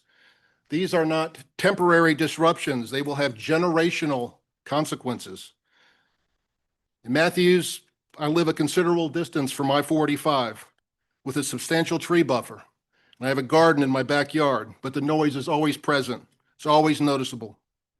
Now imagine living in a community where the highway is elevated above you, amplifying constant noise from engine traffic, trucks, daily traffic. This is a permanent quality of life issue that residents will have to live with along this corridor. I recognize the argument that rescinding support risks losing STIP funds allocated to this project, and that is true, and that's a very important consideration. But consider this, the inverse is equally important. A P3 structure commits this region and future generations of residents to paying billions of dollars in toll revenue, much of which will not be reinvested locally, but instead flow to a private operator headquartered outside of our state and probably outside of the United States. That is a long-term trade-off we should fully acknowledge and consider. During a meeting with Mecklenburg County mayors yesterday, coincidentally in Cornelius, so I had to drive along the I-77 corridor again, Mayor Vi Lyles asked me, if we don't go this route, John, what are our alternatives? What are we going to do? I stated we should immediately begin advocating, as I have said for years, to the General Assembly to revisit and increase the current $600 million corridor cap, which is pitifully insufficient relative to the scale of several mega projects we have across the state. We must explore sustainable funding strategies beyond existing tools, such as the Powell bill and one-time allocations from the legislature. Mecklenburg County residents should not be expected to continually backfill major infrastructure funding gaps, particularly given numerous existing or planned toll burdens and the impact of the PAVE Act, which will give Mecklenburg County the highest local option sales tax in the entire state. Rather than pursuing a single mega project, maybe we should consider breaking the corridor into smaller phases and prioritizing non-tolled high occupancy vehicle lanes, carpool and rideshare incentives, and improved transit options, including microtransit. These approaches better align with reducing congestion, which is the problem for the majority of our users. CARPO's ability to reconsider support for this was tied to the RFQ in August 2025, but the detailed design impacts that drove community and council concern were not even released until months later in late 2025 and early 2026. And as Mayor Knox said, I think many of you probably would not have supported the project had you seen those plans. For these reasons, I did not support the I-77 South Express Lanes proposal in 2024, and I cannot support it today. If a vote is called tonight, I will vote to rescind. Thank you. Thank you, Mayor Higdon. As a sponsor of the motion, thank you for leading us off. Here's a little bit of order I'd like to propose, if you'll agree. First, audience, please do your best to refrain from distracting noises. Give everybody respect in the room. I would just ask. Let's let everybody speak at least once if you'd like to speak before we round back to the same speaker. That's one element of fairness I think would be okay. Anybody disagree with that? Let's limit our discussion for each person to 5 minutes on your first round, if that's okay as well. Again, not trying to suppress your conversation, trying to get some content out there so that we can all be heard. And then one of the questions I have as we kick this off, some of the discussion earlier was about not the project itself, but the appropriateness of the vote tonight. So I don't know how we differentiate those two, but I'll open both are fair game, I assume, to discuss because they're related. So with that kickoff, let's have anyone else, if you'd like to give your thoughts, please do so. Chair. Recognizing Mayor Knox and then Mr. Becker, Mayor Becker. The 77 South project has been problematic since its inception. Initially, we received an unsolicited proposal, and at the board's insistence, we found out who that unsolicited proposal came from, even though we already knew. The project continued to move forward despite concerns around impacts on residents and funding. The cost of this project was one of the biggest concerns. The response from DOT was simply that we had to address congestion, and the only way to fund this was by using yet another P3 in Mecklenburg County. When we voted on the funding model, not on the design of the corridor. The impacts to residents was not the driving force of members because we had not seen any preemptive designs and we don't design roads. Yet I believe this was an issue that DOT did have knowledge about and chose not to discuss. The corridor does need something to happen, no doubt. The project was brought to us after a vote in 2024, and it's not a good project. We have heard from our constituents. We see how the design options affect neighborhoods and neighbors. We also see firsthand the levels of congestion, not mitigation, that have been and will continue to be the problems in 77 North. Our 77 South work group put a lot of time and effort into making this a better product than 77 North. And other than the potential of better pricing regulation, The project in front of us does not deal with the day-to-day demands in the corridor. Adding 2 lanes or 10 lanes will not solve this problem. Knowing that you don't give up, you keep making the same mistakes, you pivot and look outside the box. Why have we not addressed using 485 as a relief valve to 77 South and do more than offer it as an option? Require through trucks to use it, allowing local deliveries and passenger cars exclusive use of 77 South. When CRTPO members asked about tunneling, stitch and cap, and other possible solutions, the only thing that we heard was that it was too expensive to bear the entire corridor, when in actuality, only a small portion of the entire corridor would utilize one of these methods. Speaking as a resident of North Mecklenburg, the only thing that the managed lane project has brought me is an additional $400 a month increase in my budget. I get to Charlotte and back faster, and it comes with a cost. No one should have to bear this additional expenditure just to go to and from work. Additionally, no one should have to sit in the general purpose lanes that operate at a virtual standstill. It is easy to say that the 45-mile-per-hour average in the corridor is achieved when you look at the general purpose lanes moving at 10 miles an hour while the managed lanes are moving at 75 miles an hour. As a regular user, I would also argue that the conflict and vehicular accidents still occur at the same rates as before the project opened, with much higher rate of minor fender benders occurring due to the bumper-to-bumper travel environment. In reading a letter that Transportation Secretary Johnson sent to Mayor Lyles this week, he stated that rescinding this project, it will be removed from the STIP and we would have to start the process over again. If this is the pause that NCDOT needs to bring a better project to the Charlotte region, then maybe that's the answer. Maybe addressing the $600 million cap per corridor project needs to be reviewed. Maybe the project can be done incrementally in sections similar to the I-85 project in Gaston County. We, the members of the CRTPO board, NCDOT, and the North Carolina legislature make the rules. Why can't we make the rules work for Charlotte? The Queen City is the driver of our state, being vibrant and successful. Our region is one of the fastest growing in the country for a reason. We can do better and we should. Thank you, Mayor Knox. Mr. Mayor Becker, I keep calling you Mr. tonight, Mayor Becker, Town of Mineral Springs. Thank you, Mr. Chair. I spoke briefly about our board's role, and I won't readdress those issues. I still don't feel comfortable voting tonight to rescind the P3 recommendation that this board made in 2025. But what really bothers me about dropping the project now, if we vote to do such a thing, or rescinding the P3 model, is there are too many what ifs that we have not had addressed. We heard some what ifs a couple of months ago, and we've heard them touched on tonight. One of the what ifs is the 600 million goes away, the project comes off the STIP, everything gets started over again. It could delay us 5 years. That's a pretty bad what if. I think there's another what if that could happen. We are supposed to make recommendations to NCDOT, which we did.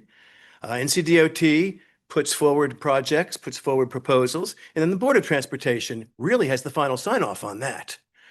They generally agree with what NCDOT does.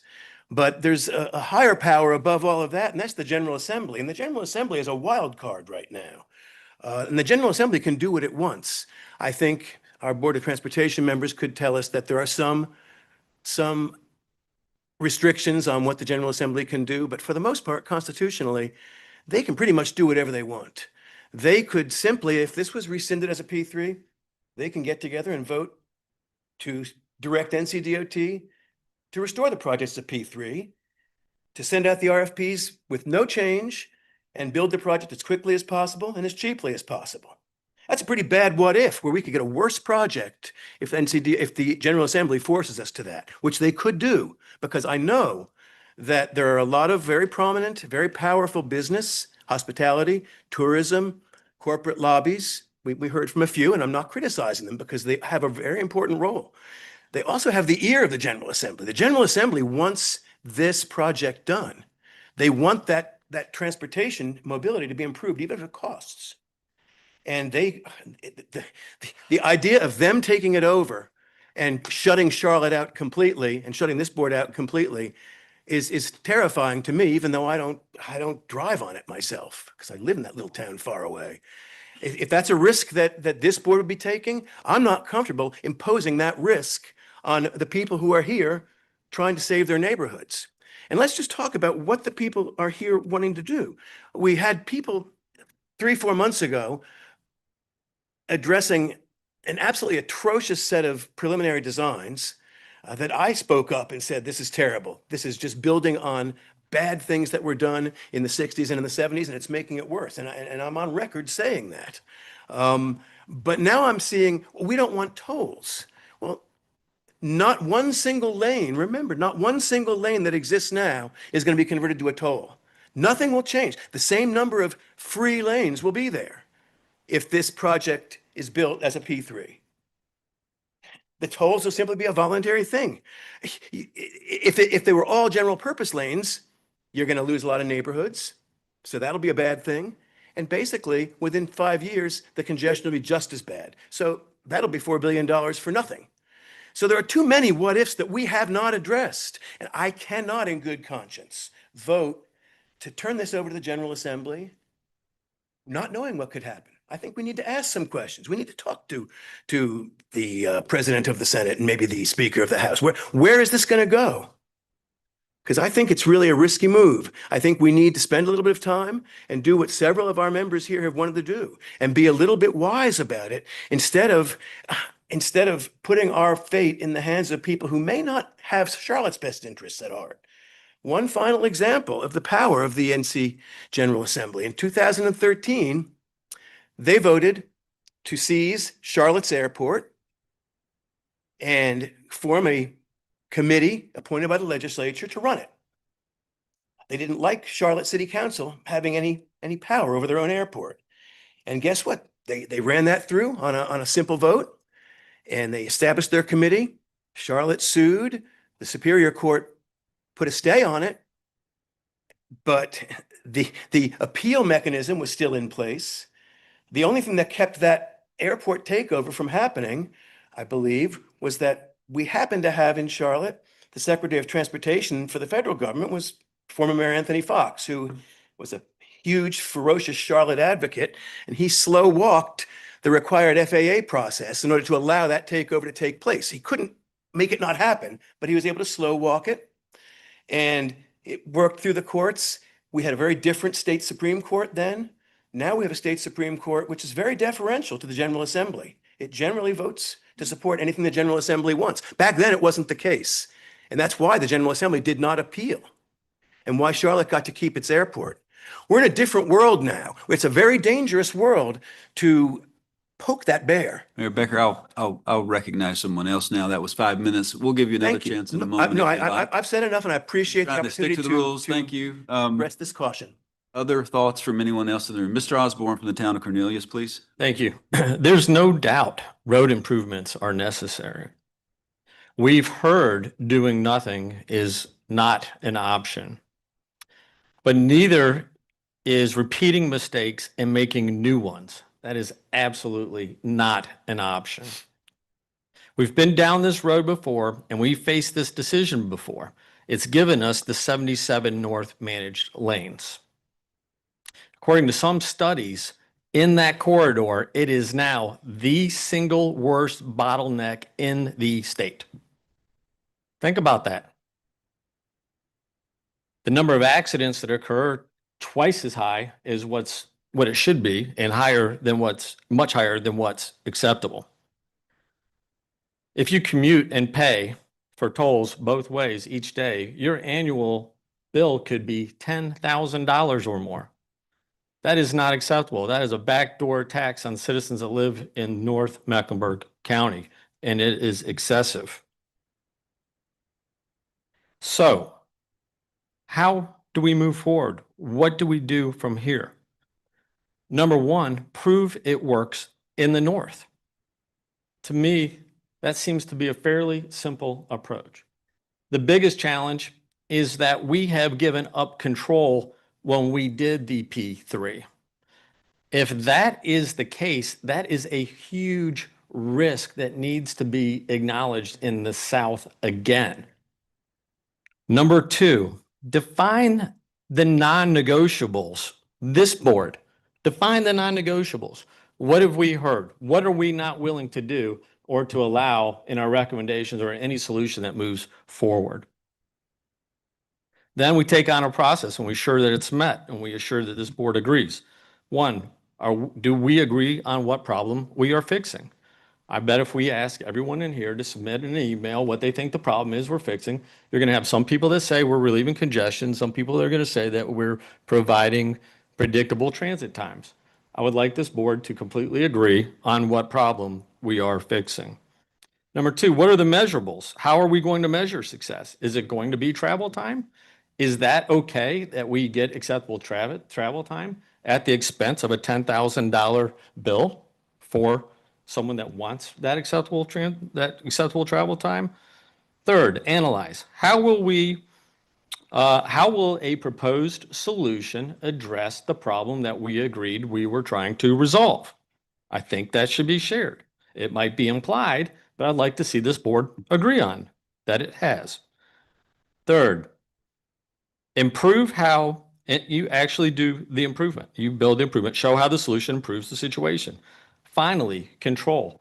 How do we address, allow, or require that the state not give up full control in the P3 arrangement? Because we've seen what happens in the result in the north when that occurs. Thank you. Thank you, Mr. Osborne. Let me recognize Robert Murray, Mayor of Waxhaw, and then Mr. Rosenberg with the NC Board of Transportation. Thank you, Chair, and thank you, Board. I just want to start by highlighting a couple items that the public may not be aware of. First and foremost, the Board of Charlotte voted on this 9 days ago. Our agenda was put out 7 days ago. So the reason we're not having a discussion or there wasn't an original discussion is because there was literally 2 days to put it together. Secondly, when it comes to putting something on the agenda, there needs to be background information. So I support this conversation now. And one of the main reasons for that is so I can make the point that if we're going to vote on this again, then we need to go over all of the alternatives. When this was presented to us more than a year ago, when it was originally voted on, and nobody was in the audience, mind you, I'll just highlight that. Nobody cared about this a year and a half ago when it was actually voted on. These meetings are made. Folks, please, from the audience, please withhold your comment. But the fact is, we're here today. And one of the first things we found out about a year and a half ago was that all of this started back 2014. So these are long processes to get to this point, let alone to start actually moving dirt. So a road project like this, of this magnitude, of this scale, takes a very, very, very long time. One of the things I'd like to point out as well is that we're talking about I-77. Let's bear in mind what the I means. The I means interstate. The purpose of an interstate is to get interstate commerce from one place to the next, usually via highways across state lines. The goal of I-77 isn't so much to serve the people of Charlotte, it's to get people out of Charlotte so they can get through Charlotte, because Charlotte's probably not where they're going. That's what I-77 is for. That's what the interstate system is for. So keep that in mind as well. When this project was initially proposed and presented to us by DOT, one of the big aspects that was presented was the additional improvements that would be made to the road, not only to address some of the hazards and the high accident rate that occurs in this corridor, but also to improve access through, under, and around the existing interstate. So if there's any hope of improving that, then this project would be a mechanism to achieve that. All that being said, I hate the idea of a toll lane. It disgusted me that we had to vote yes, because it was presented that the state's just giving us $600 million and not the $3 billion that's needed for this project. If the state would give us $3 billion, we wouldn't need a toll lane. So all of those arguments would go away at the very least. So for those of you that are really concerned about toll lanes, I implore you to lobby your state representatives. Get to Raleigh, get to the General Assembly, let them know that you need more state funding for each corridor, because to limit it to $600 million for a project like this is laughable. And I'll just close by saying I'm not a big fan of the toll lanes. It seems to be working okay on 485, but I recognize what's happening on 77 North is a mess because of the cost. But I will acknowledge and thank DOT for one of the first questions I had, which was, can we apply any lessons learned? And that's what's happened here through our development of key terms and all the work that's been done and input that's been gained from CARPO to DOT. So I say thank you to DOT for listening and doing that. But at the same token, let's keep in mind, toll lanes still, at the end of the day, they're not popular. Nobody likes them. Thank you, Mr. Murray. Mr. Rosenberg, Mr. Lathrop had his hand up first. Let me go to Mr. Lathrop, then we'll come to you. I know I spoke a long time before. I'll be very quick. And again, my remarks are in the spirit of collaboration. And I've really been involved in this only since February 1 for a variety of reasons. But if we rescind, whether we vote tonight or not, we lose the chance, as Mr. Osborne so clearly said, to really define what our non-negotiables, our measurables, to analyze the situation, and how we're going to be able to really improve and how we're going to be able to control what's going on. And the consequences of a rescind vote, this is just factual. We're laid out, and I just need to get this in the record. It will come out of the STIP. The 600 million will go elsewhere. It can't be used for other things. And so a new project could be put in the STIP. And by the time that happens, it could be started in, 5 to 10 years. We're talking about 5+ years where 77 just sits there. And in the meantime, the cost goes up 20% at least per year. And maybe that's okay. And if that's the outcome, and we do also lose the opportunity to build lanes that BRT can go in, the managed lanes BRT can go in. I want us to be bold in collaborating and innovating, because I don't want to lose the chance to reconnect the west side. And I feel like we're going to lose that.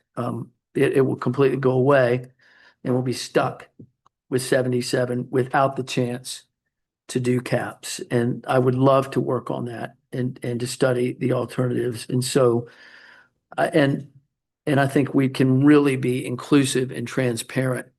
And I don't want to lose that opportunity for reconnectivity, especially, as well as studying these alternatives by cutting off our nose to spite our face. I understand the anger and I understand the feelings, but I think that we've got some real opportunities here. That's it. Thank you. Mr. Rosenberg.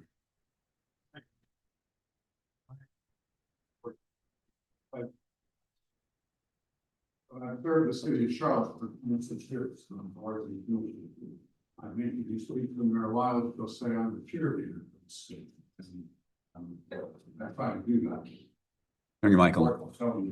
I do the same thing with the Board of Transportation. I cheer for Charlotte. People have talked about why not to do this. I'd like to address for a minute why to do this. I think any debate needs two sides of the discussion to make it a worthy debate. This road is the economic lifeline for this region, not the city of Charlotte, the entire region, 2.5 million people. The airport, I've spoken to US Air, or now American, I apologize. It's so important that people can get to the airport. We worked to solve a problem at 485 and 85 to improve that interchange. It's now under construction.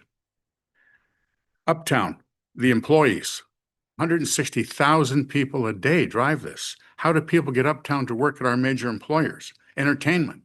Who goes to basketball? Who goes to football?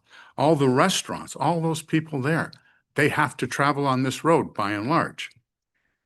This road is going to cost 3.2 billion, 3-something billion. The majority of that's going to be paid for people who don't even live in this region. What a gift that people will pay for this road for us, for this city. $600 million from DOT is going to this, plus another $100 million for associated benefits. But let's talk for a minute about the other benefits, $200 million at least for connectivity, for cap and cover, the things you have plans for. The road separated communities. We're going to try to repair that and put those communities back together. Folks, I can stop debate. We could close the meeting and adjourn if you'd like.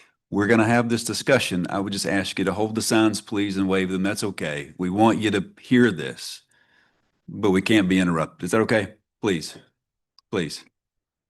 Let's Mr. Rosenberg. About the 5,700 people who will work on this project for 7 years. That's $570 million of economic development to the people who live primarily in this city. I think that's a very important thing that everybody should consider. We've got over $500 million will go to small business involved in this development and construction. No project. We all want projects. We talk about, oh, this project or this coming here. This is the biggest project this city will ever see. No question about it in my mind. But the most important thing, we haven't finished the design. We're 15% done. We're paying $50 million to find the best designs in the world. How can we do anything better than that? These designs that you saw come out last week, this is what the people told us. This is not some DOT engineer. This is based on the comments from meeting with the people in the community. We've made these design improvements. I would beg you, literally, let us finish the design. You'll have lots of time if you don't want the project to continue. Thank you, Mr. Chair. Mr. Rosenberg. Miss Anthony, did I see your hand up a moment ago? We'll go Miss Anthony, Miss Bell, then Mr. Gerald. Yeah, I know a lot of money has been spent. A lot of people have worked toward the project. And it seems to me that what I hear most of all is that we're worried about the money will be lost and who will pay for it. We're worried, and the people will keep saying, everyone's saying, and everyone believes and knows that it will not solve the congestion. So I think that needs to be a paramount reason for whatever we do. And we're talking about improving the roads because it's interstate to connect commerce. But we haven't put a lot of emphasis on the impact to people's lives, and you cannot attach a dollar amount to that. Thank you, Miss Anthony. Mayor Bell.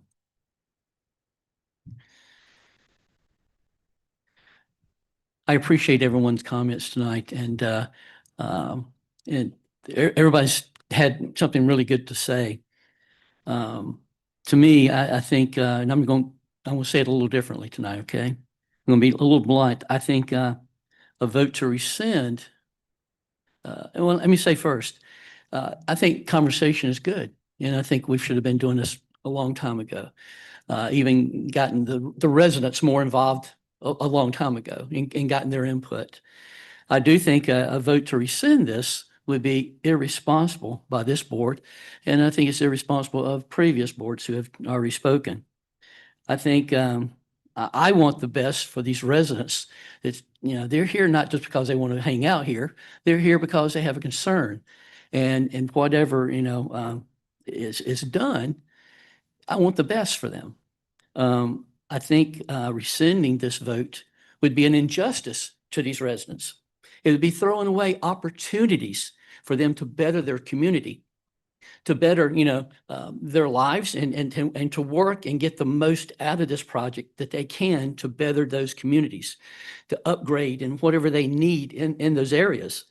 I just don't want to walk away and, rescind a vote and say, well, what could have been, I don't want to, for the next 5, 10, 20 years, whatever, throw away opportunities for these good folks that are here tonight. So my suggestion, let's look for a win-win on both sides. What benefits the city, what benefits the region, and the communities that are around this. And I think we can do that. As we've heard, the plans are only, 10, 15% complete. Let's continue to move forward and just see where they're at. And we can always say, hey, well, we spent some money, it just didn't work out. I hate to do that, but I I'd like to, you ever heard the expression, throw the baby out with the bathwater? I don't want to do that. I want to see how we can benefit these good folks that are here tonight and it be a win for the community and for the region as well. So I just don't want to shoot us in the foot by doing this. And so again, I respect everybody's input tonight. We've had some good opinions, but we need to go a little further and see where we're at. I don't see waiting a month, 2 months, whatever it is. We've gotten this far. What's another 30, 60 days, whatever that is, to see where we're at with this. I don't want to get this far and say, you guys lost out. I want to see how we can benefit folks. Thank you. Thank you, Mayor Bell. I think we're next recognizing Chairman Gerald. Good evening again, colleagues. Mark Jarrell, Board of County Commissioners here in Mecklenburg County. So let me just say at the onset, thank you, Mayor Higdon, for teeing this up so that we can have this discussion.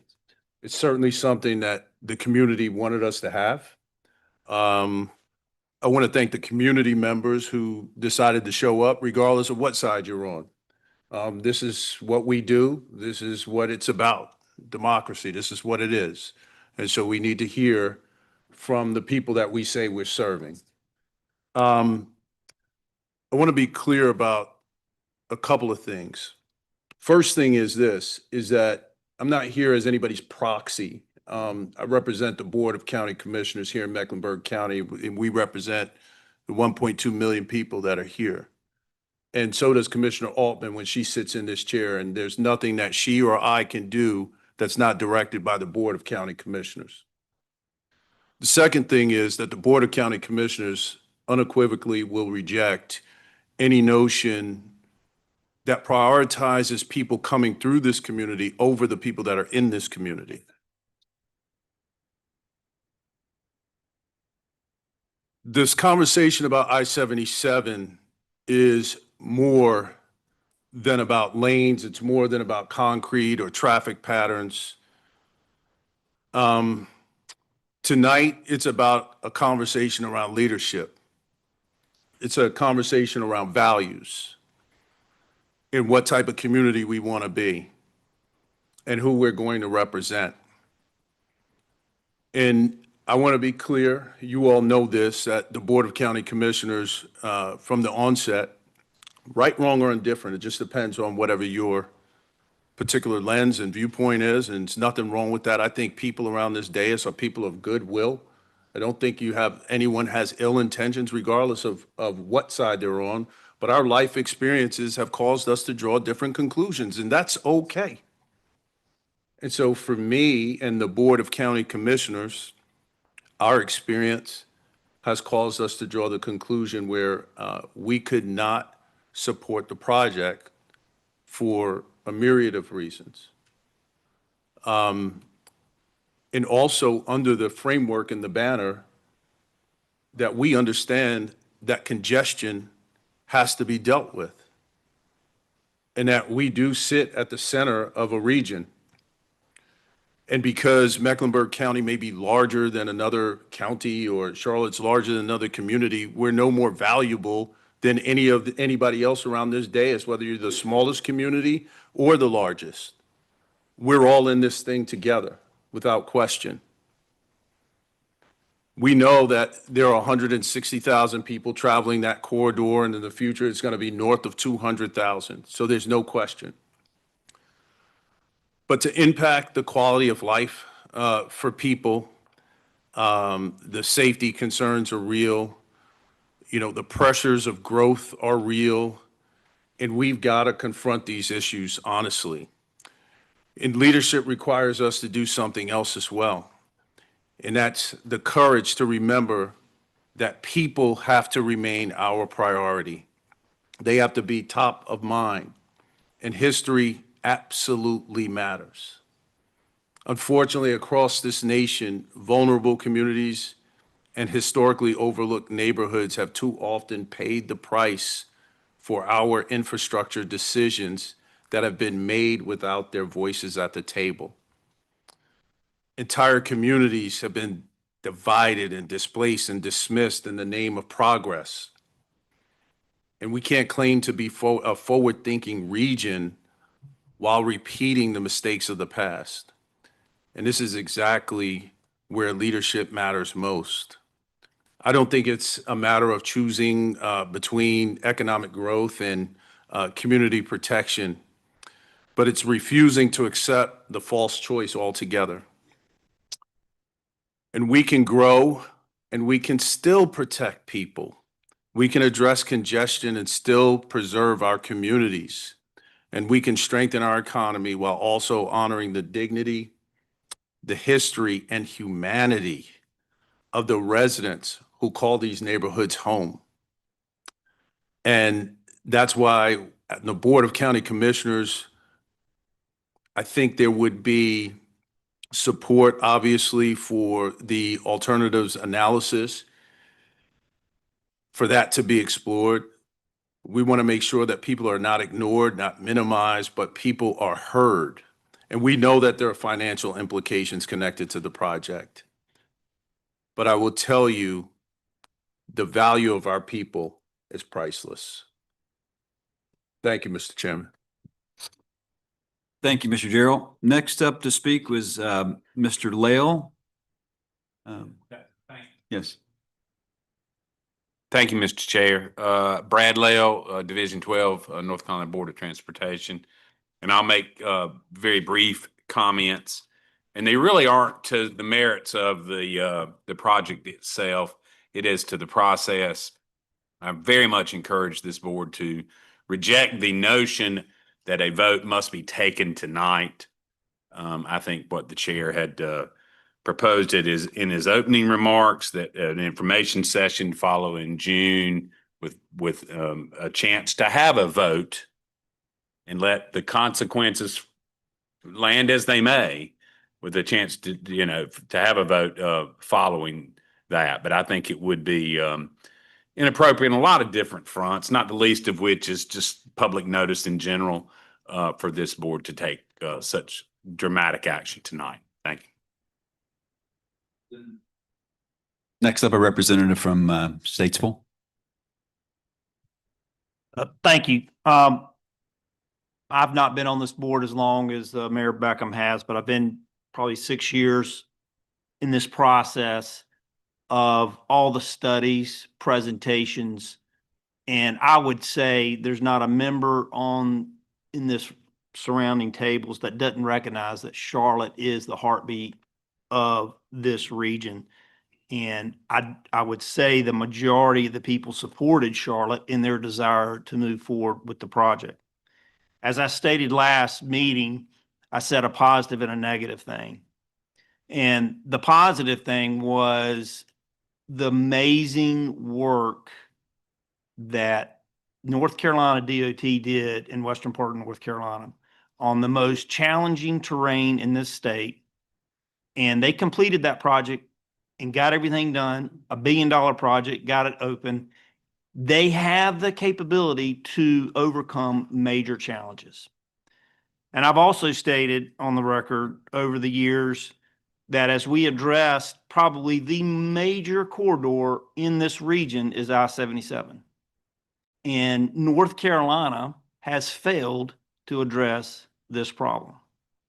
And we only had one option, and that was the P3. That was the only thing that was presented. Nothing presented similar to I-85 or I-40.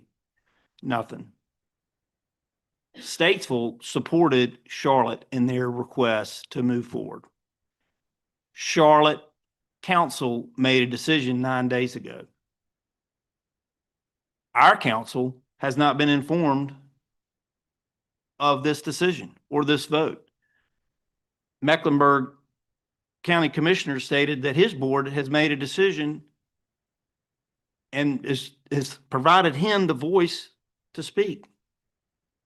Our board, who is a member of this region, has not been provided any information about the consequences of this decision. So I would be not representing my constituents because I'm not informed. We've spent 6 years studying this, and we're going to make a decision and a vote with no information or consequences of that decision. I don't disagree with what Mayor Knox has said or Mayor Higgins, and I applaud all the public speakers that came to speak today. Your comments are great. And what an injustice we will do. We have spent so much time and energy studying this, and to walk away with a decision that we don't understand the consequences, that we have studied, me personally on this board, for over 6 years. And to make a decision that, nope, we're going to walk away. What's the impact? Well, in city of Statesville, if we lost our power bill money, well, automatically that's a 2-cent tax rate increase. So you know what? My council would like a little input of understanding what the consequences are. And I've not heard one person, one staff member from the DOT or any members here talk about what is the consequences of the decision that is being made today. I think we need a little more time to understand what the consequences. We spent 6 years talking about this. Why are we going to snap a decision tonight?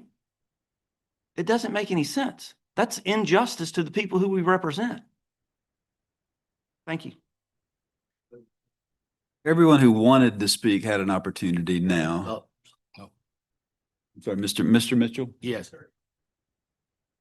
Thank you, Mr. Chairman. So let me put the City of Charlotte voice in the room, part of this conversation.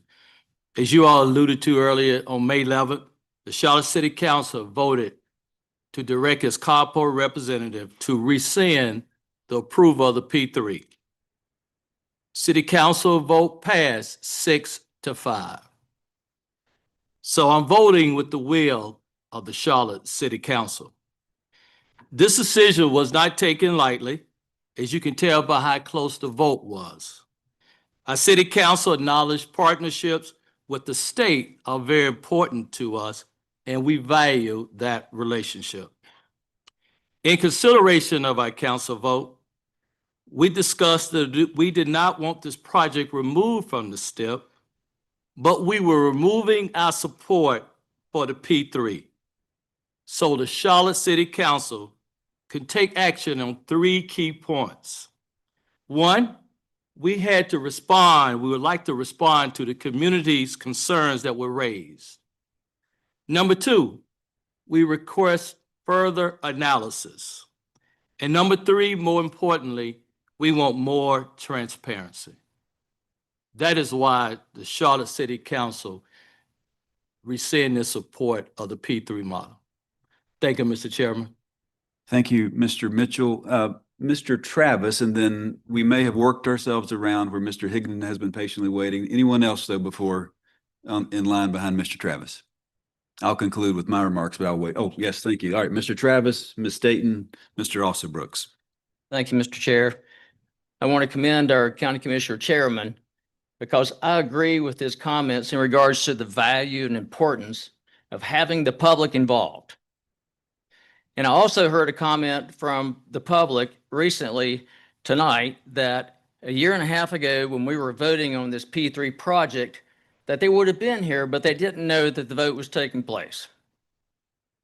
And I would submit to you tonight that we're doing the exact same thing if we don't follow process and give the public an opportunity to come out and participate and have their voices heard, pro and con.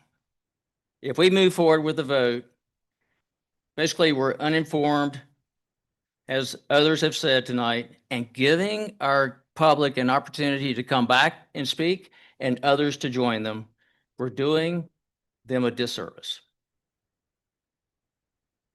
Thank you, Mr. Travis. Ms. Staton from the town of Marshville. Okay, and I'm in agreement with you.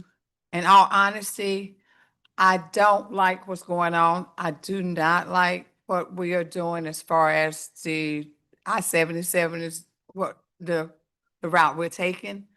But for the town of Marshville, I was giving them information based on backdoor conversations. Okay, now that I'm hearing the conversations today, I cannot honestly vote for the town of Marshville because some of the information I've given is misinformation because this was put on the agenda tonight.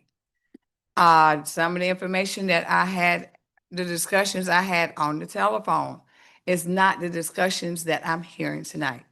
So for me to vote for Marshfield tonight and I have one vote. The town of Marshfield is relatively small. We only have maybe, 2,700 people in our town, but I do represent the 2,700. And I have not discussed it with my board in the entirety of the information that was given tonight. So I'm not saying that to rescind or not to rescind, but I do think that the members that's here tonight that have not discussed it with their boards should have the opportunity to get, at least have a discussion. Hey, what do y'all want me to do? I know my vote doesn't weigh a whole lot, but I do feel that I should have the respect from everyone else to be able to go back home and say, hey, look, this is what's happening. What do y'all want me to do? How do you want me to vote? Because I represent a board, I don't represent myself. We'll do Mr. Alsobrooks. Mr. Knox has a clarifying question, then we'll circle back around for the second round, starting with Mr. Higdon. All right, I'll sort of echo what Ms. Staten said. I represent Indian Trail. So in Union County, I used to work in Charlotte. I don't come to Charlotte as much. I want to make a vote that represents what the people of Indian Trail say in the council. The people of Indian Trail are affected, the ones who come to Charlotte to work, and I want to hear their voice. When the vote was done by Charlotte 9 days ago, I went to my council and I said, I need direction. For some of those who didn't know what was going on, I had to inform them. And as information comes today, I would go back and inform them, this is what I heard, so that I can make a vote that represents Indian Trail and affects the people of Indian Trail. That's why we should always have a discussion. So I asked for the discussion, but as far as a vote, I would like direction for Indian Trail. I would do a disservice to the people of Indian Trail, to the council, and I hear the people of Charlotte, but this also affects other regions. And I would take that back to the people of Indian Trail. Thank you. Question from Mayor Knox, and then we'll roll back to Mr. Higdon. Mayor. So I've got a clarifying question for anyone from DOT. When is the RFP, when's the drop dead date for the RFP to be answered by the vendors? Carly, can you answer that?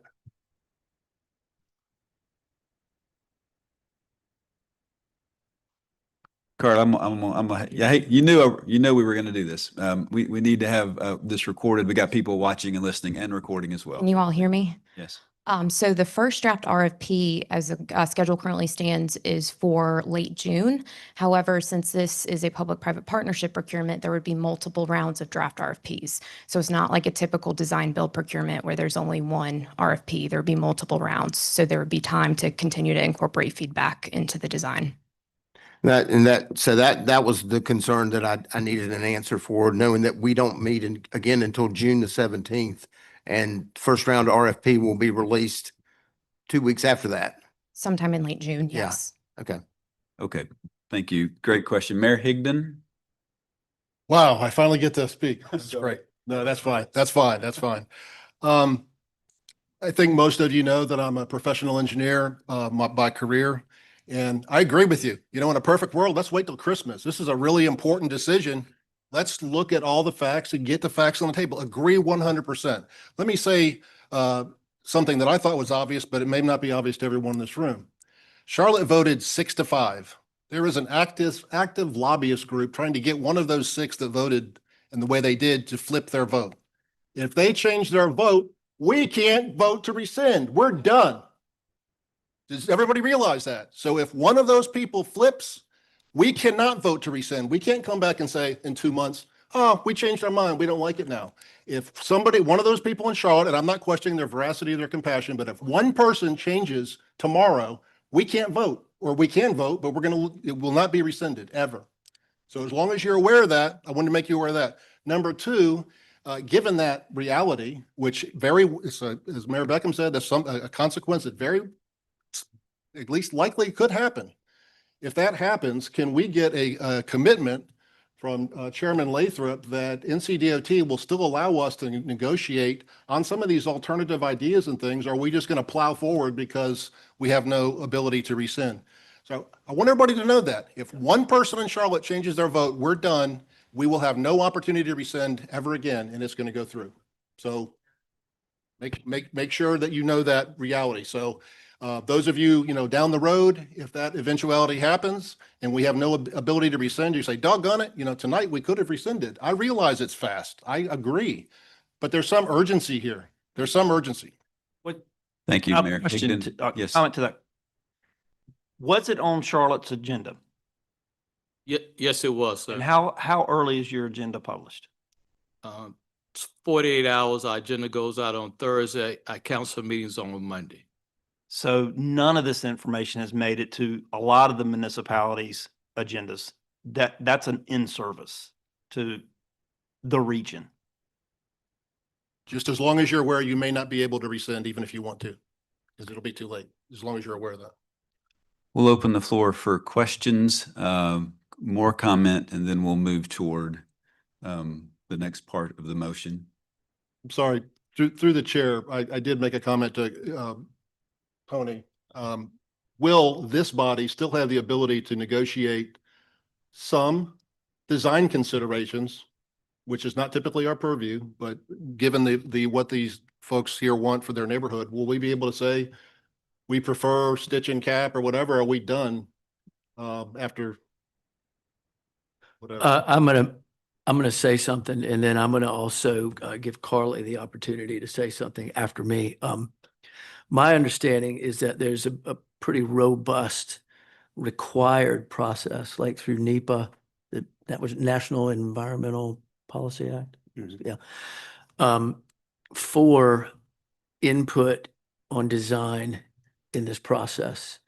And, plus what I've outlined is a desire to do that, independent of what's required. So the answer to your question is yes, an opportunity for input. Carly, you want to add anything to that? And that's consistent, John, with what I've been saying about trying to collaborate on this, and I've worked with you a lot, and I'm a collaborative guy. Yes, you are. I agree. Yes, and what Chairman Lathrop said is true. So as mentioned earlier, there are several rounds of draft RFPs, and right now we are in a active listening period, which is something that we agreed with the Charlotte City Council on. So in that time, we've established a community engagement center that we've opened, and if you haven't had a chance to visit, we would recommend it. We're continuing to get feedback on the design, and just last week we did have 3 different events with the developer teams that have been shortlisted to listen to community members that were at these events, and that feedback is directly going into the design. So there is time still to be able to incorporate feedback both into the design, but also the potential community benefits. So I'll add at this point, a point of discussion at the Charlotte City Council meeting on the 11th was the first item that had broad support, 10-1, I believe was the vote, was a resolution. One of the bullets of the resolution was that it would be distributed to this board. I spoke to the mayor earlier this evening, and she said that will be coming to us from the clerk. We will distribute that to you. It is not in your hands tonight, unfortunately, but we'd like you to see that, the resolution that had broad support from the Charlotte City Council. And it felt a little bit more collaborative. And I think that's why it garnered more support. My opinion, I don't know. I wasn't in the room. We'll get that to you as soon as we have it. Do we have more discussion? Yes, sir. Mr. Graves, Town of Wingate. I wanted to ask for clarification. Why is the vote of Charlotte's, the vote they had this past week, why is that the only opportunity for rescinding? They have 31 votes. I have 2. I had a note to look up the weighted voting in the bylaws. So Charlotte needs 1 or 2 of the rest of us to vote with them, and whatever they want, they get. Thank you. Yeah, it depends on the makeup of the vote, but that is a discussion this board had a year or 2 ago with some consternation about the MOU reconstitution. The voting mix changed. We added, Martin, a few votes to counties. We took away a few votes from Charlotte, but the net effect, Mr. Mayor Higdon is correct. They have a predominantly weighted vote because of a per capita decision this board made decades ago when it was founded. Mayor Becker? Promised I wasn't going to say anymore, but one thing came up. I wanted to ask the members of this board how many people have seen the latest renderings. It's roughly 44 pages of renderings of the newly released ideas. Again, so how many people have seen that? Show of hands. Not a whole lot. An awful lot have not seen that, and it came out 2 days ago. Now, I will say, people who live in the shadow of that mess can say, you can sit in your little one stoplight town of Mineral Springs and you don't have to live with this. So it looks good to you, Mayor Becker, but it looks awful to us. I'll agree with that. But I will say that looking at those plans that half this board hasn't seen and are going to maybe vote on this, I'll say that compared to what I saw 3 months ago, which was industrial hideous, and this is a head and shoulders improvement. This is the progress that can be made.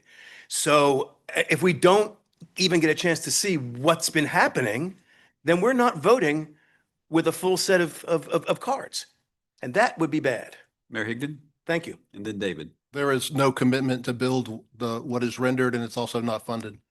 So yeah, it's pretty pictures, very nice pictures. Please, thank you, audience. Please refrain. Thank you. David, Mr. Jones. Yes, I just would like to ask the Charlotte representative and Mecklenburg County, would you allow us to take this information back to our councils and our constituents for input so we could bring this, so we can be knowledgeable that we're representing our constituents and communities as you have been able to represent your community? Is that reasonable? May I add something to that just real quick before they answer? Just remember at the beginning of the agenda, before you answer, I have added an agenda item for June, a discussion and presentation with a vote for July. If that helps you with your answers, gentlemen. Right. I would just like to afford my city council and other communities the same opportunity that the city of Charlotte and Mecklenburg County have had with their county commissioners and city council.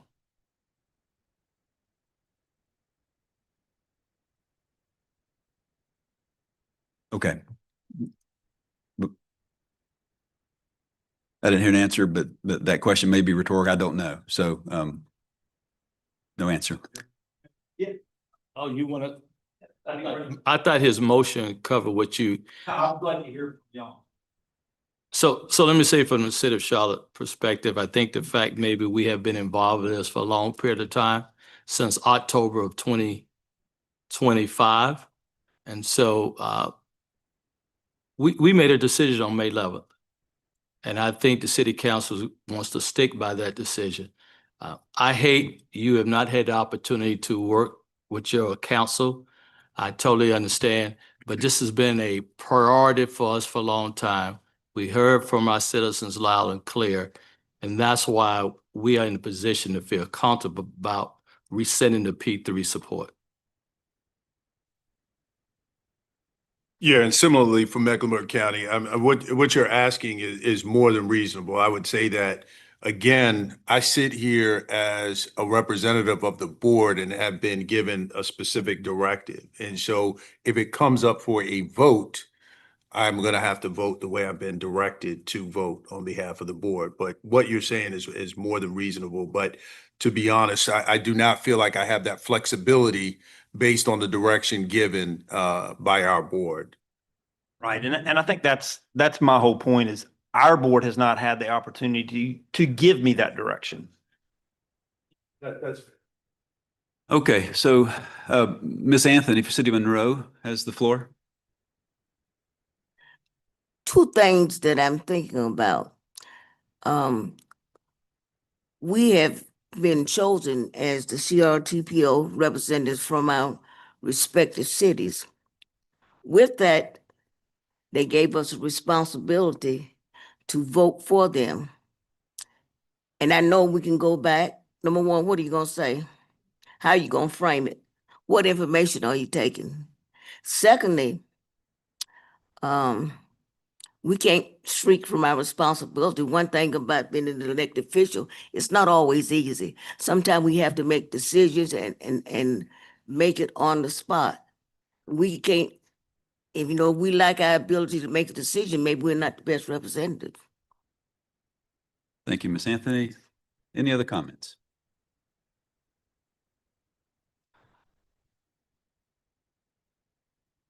Okay. I'll conclude with my comments. They mirrored those I made at the beginning of the meeting, and then I'll ask Mr. Higdon how he'd like to proceed. One thing I know that if we vote to rescind tonight, if there were 2/3 majority to do so, we would lose opportunity to negotiate further. It's a definitive action with unknown and uncertain consequences. If we don't vote tonight or vote down with more than 1/3 of our membership present, we retain that right to hear an information presentation in June, decide if we want to vote in July. I will certainly entertain a motion from Charlotte at any time on this matter, or any member of the board. Frankly, our bylaw calls for that. But we do so with more information at that time. So that's where I stand tonight, and I'll ask Mr. Higdon how he'd like to proceed. I'd like to submit a motion to rescind support for the I-77 South P3. Okay. We have a motion on the floor to rescind support for the I-77 South, the funding, rescind support for the I-77 South Managed Lanes project. Do we have a second? Second. Chairman, it may be appropriate to specifically state that the motion is to rescind the October 2024 resolution related support of the P3. The motion on the floor is to rescind, repeat that one more time, Mujib. The October 2024 resolutions passed by the CRTPO related to P3 delivery model for the I-77 South project. That is the motion on the floor. You have that? And we have a second. Any discussion on this vote? Hold on, please. Yes, sir. Is that the correct date that we voted? October 2024. Yeah. Okay, sure. Okay, we have a motion, we have a second. Now we open the floor for even more discussion.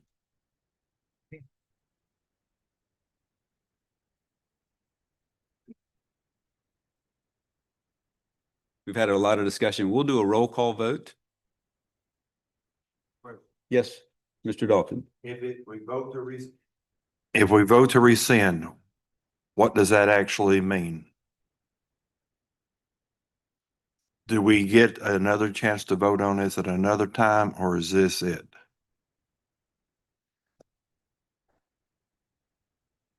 If we vote to rescind, I'll ask our attorney to comment on that. Did you hear the question, Mujib? Yeah, so the question from the Mayor Dalton is, if we vote to rescind, do we get the opportunity, correct me, Mr. Dalton, if I'm correct, to take this vote again? Yes, if this motion does not pass, then you would have the ability to bring it back up at a future meeting. So if, for example, it does not pass and you put it and notice it on the agenda the way you outlined at the beginning of the meeting, a vote could be considered at a future meeting. Okay, does that answer your question? What if it does pass? Is that your question? That was his question. Yes. Yeah. Mujib, would you say that again with a microphone? That was Once more with feeling. once more with feeling. If the motion does not pass this evening, you have the ability to bring another motion to rescind at a future meeting. For example, if this does not get the 2/3 vote that's required under Robert's Rules of Order, then it can be brought back at the time you have outlined. I think you've noted you would have a discussion period at the June meeting, and I believe would put the item back on for the July meeting. So that you could bring it back, and then it could be brought back again and again if you wished. I hope that's So- clear. If we voted to rescind, is it then over and done? It's so if you voted to rescind, it's done. Rescinding means that that resolution is gone. So If there will DOT not be, if you vote to rescind, it's gone. Would DOT still be able to come back at a future meeting and then sort of re-request the approval of the board? You'll have to ask NCDOT that. Okay. Is that a question for NCDOT? Currently, you'd like to ask, Mayor Murray? That's kind of the question. I am fearful of rescinding tonight because I don't know what's going to happen. I don't know what's going to happen. There is $600 million coming to the region by DOT on the line. If we rescind that, Please, that money folks. could very easily end up somewhere else, somewhere far away, for instance. So I want to understand what's really going to happen if it's rescinded tonight. I would like to meet in a month with more information, more what ifs, more if this, then that, more information. To David Jones's concerns from Statesville, I haven't received a full understanding of why Charlotte rescinded their support.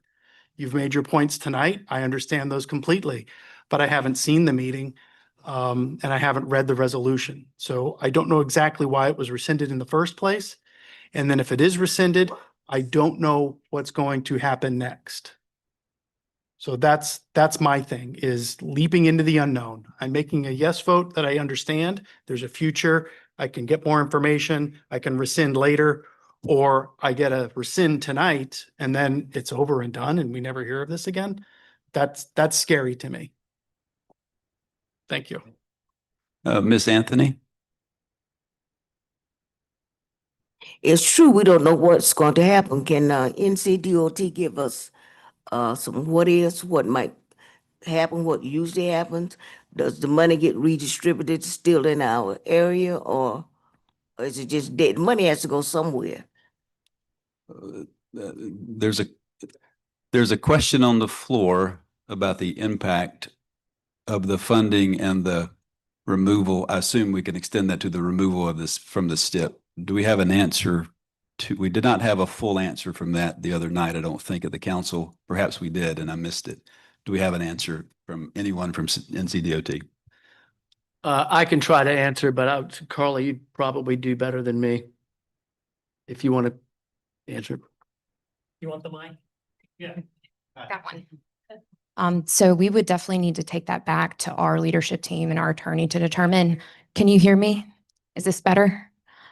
So we would definitely need to take that question back to our leadership team and our attorneys to determine what the potential next steps would be. It's my understanding there was a letter that was written by our secretary that went to Mayor Lyles that gave some clarification, but this is such a unique situation that we would want to get more clarity on it from the department's perspective. Mayor Higdon, then Mr. Rosenberg. Yes, I wonder if someone, maybe our attorney, can explain, aren't there further restrictions on what this board can do after the RFPs go out? And Carla has told us they're going to be out in June and July. And if we don't meet again till July, are there further restrictions as to what this board could do at that time when we're conceivably going to vote on this? I'll just return to my prior memo that noted that because when you passed the resolution in October of 2024, you as a board placed a limit on your ability to rescind. Technically, and I would note this, I'm just required to note it, you can act, and by doing this, you're acting outside that legal advice, that you had restricted your ability to rescind from when the RFP came out in August of 2025. If you don't believe that that is the RFP that you meant from an impression standpoint, then it will be whenever the final RFP perhaps comes out. But what I would say to you is, Your resolution already placed a limit on what you can do. Of course, you're acting, you have the legal advice that I provided, and by moving forward, you may make the determination that you still wish to look at rescinding that resolution, which is the motion that is on the floor right now. So what is the effect of the July RFP on our ability? I don't think you answered my question. Well, I think I did. What I did is that the deadline already passed. Now, if you consider I don't believe that it did. Mayor and neither did Higdon, Charlotte. with respect, if you consider that as having been when the RFP is issued July, then that's also going to be a point where you can't rescind.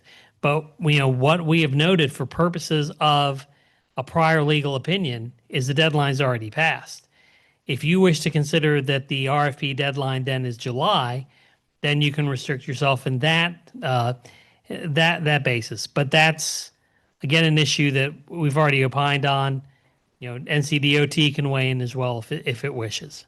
So as follow-up, when do we meet in July and when is the final RFP going out? Because this may preclude us from taking any vote in July by the very nature of this memo. Sorry, that would be mine. The NCDOT folks are reminding me that it's the RFQ when in August, but was considered essentially what was published. But if you look at it as the RFP is what's governing, then that's July. So the point is, we've said. And in July, will the final RFP go out? Because if it's before we meet, then we can't vote to That's a rescind. question for the NCDOT I staff. think NCDOT has noted, and I'll defer to them, that it's a ongoing RFP process. So I think July is not necessarily the start of that. Ms. Swanson, would you confirm? Late June, early July is the first draft RFP, but the process continues into 2027. So you won't see a final RFP until later in 2027. Thank you. Mr. Rosenberg. Mr. Chairman, as a member of the board and a member of the Highway Committee, it's my understanding that this would then be taken out of the STIP. I can tell you any new STIP will be at least 10 years away. As an appointee of the legislature, I would also say, in my personal opinion, I want to stress personal, they would not look favorably on the city of Charlotte turning down $700 million.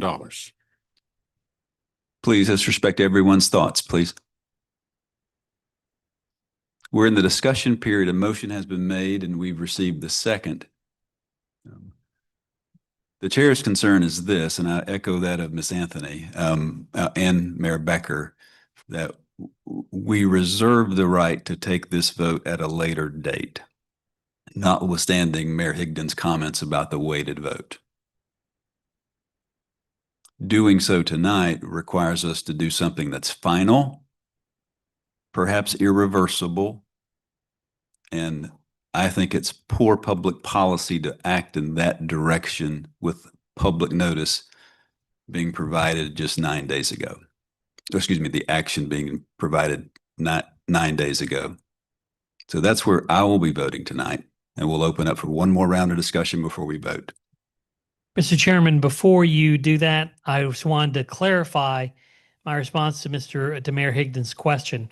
The memorandum noted that the resolution stated that the delivery method is that CRTPO can rescind support of the P3 delivery method until NCDOT publicly advertises a request for qualification. So it was the RFQ, not the RFP. The RFQ is what you did, is what NCDOT did back in August. Are you saying, Mr. Attorney, that the dates are confusing me? Are you saying that if this is, in your opinion, not a legal action tonight, it would be just the same as it would be in 3 months? I'm confused about the legal interpretation of what we're doing. Well, that's my opinion. You've made a decision by pursuing the motion that you've decided you have the ability to rescind. And that is, of course, within the board's purview. But we provide you the best, it's the role of the attorney to provide you the best possible legal advice. Elected boards do not always have to, or boards do not always have to act upon that advice. A question from the senior staff. Would you have guidance before our next meeting on what the impacts of this decision and vote would be? Is this for NCDOT? Yes, we would be able to share an update after being able to communicate with our staff. As I mentioned earlier, there was a letter that did go from Secretary Johnson to Mayor Lyles. That was, I believe, late last week. And it did clarify that, rescinding the P3 would then mean that the funding would have to go back into the statewide tier. So that would go to other projects that are in that statewide bucket, and then it would be pulled from the STIP. So we did get clarification on that, but that is listed in the letter from Secretary Johnson to Mayor Lyles.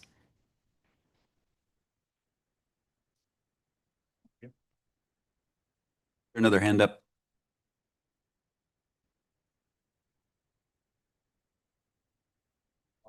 Huntersville? Yeah, so now I'm confused. So I'm listening to the attorney saying that our action tonight is outside of his legal advice. Did I hear that correctly?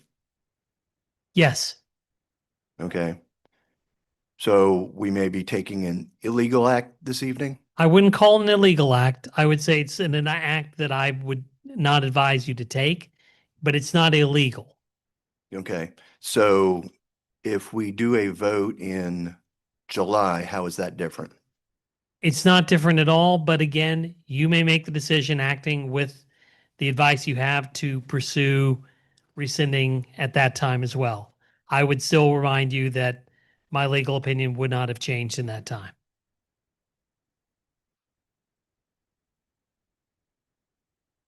Okay. Mayor Bell, you want to say something? If we take a vote tonight, would it open us up for legal ramifications in the future? That's always a possibility. So to protect this board, would you say, let's, just as a legal opinion, would you say, let's hold off for right now to make sure we have good, strong legal advice as opposed to taking a chance and putting this board at legal risk? I can't say with any level of certainty what your risk is. But I would just note there's always the possibility of risk.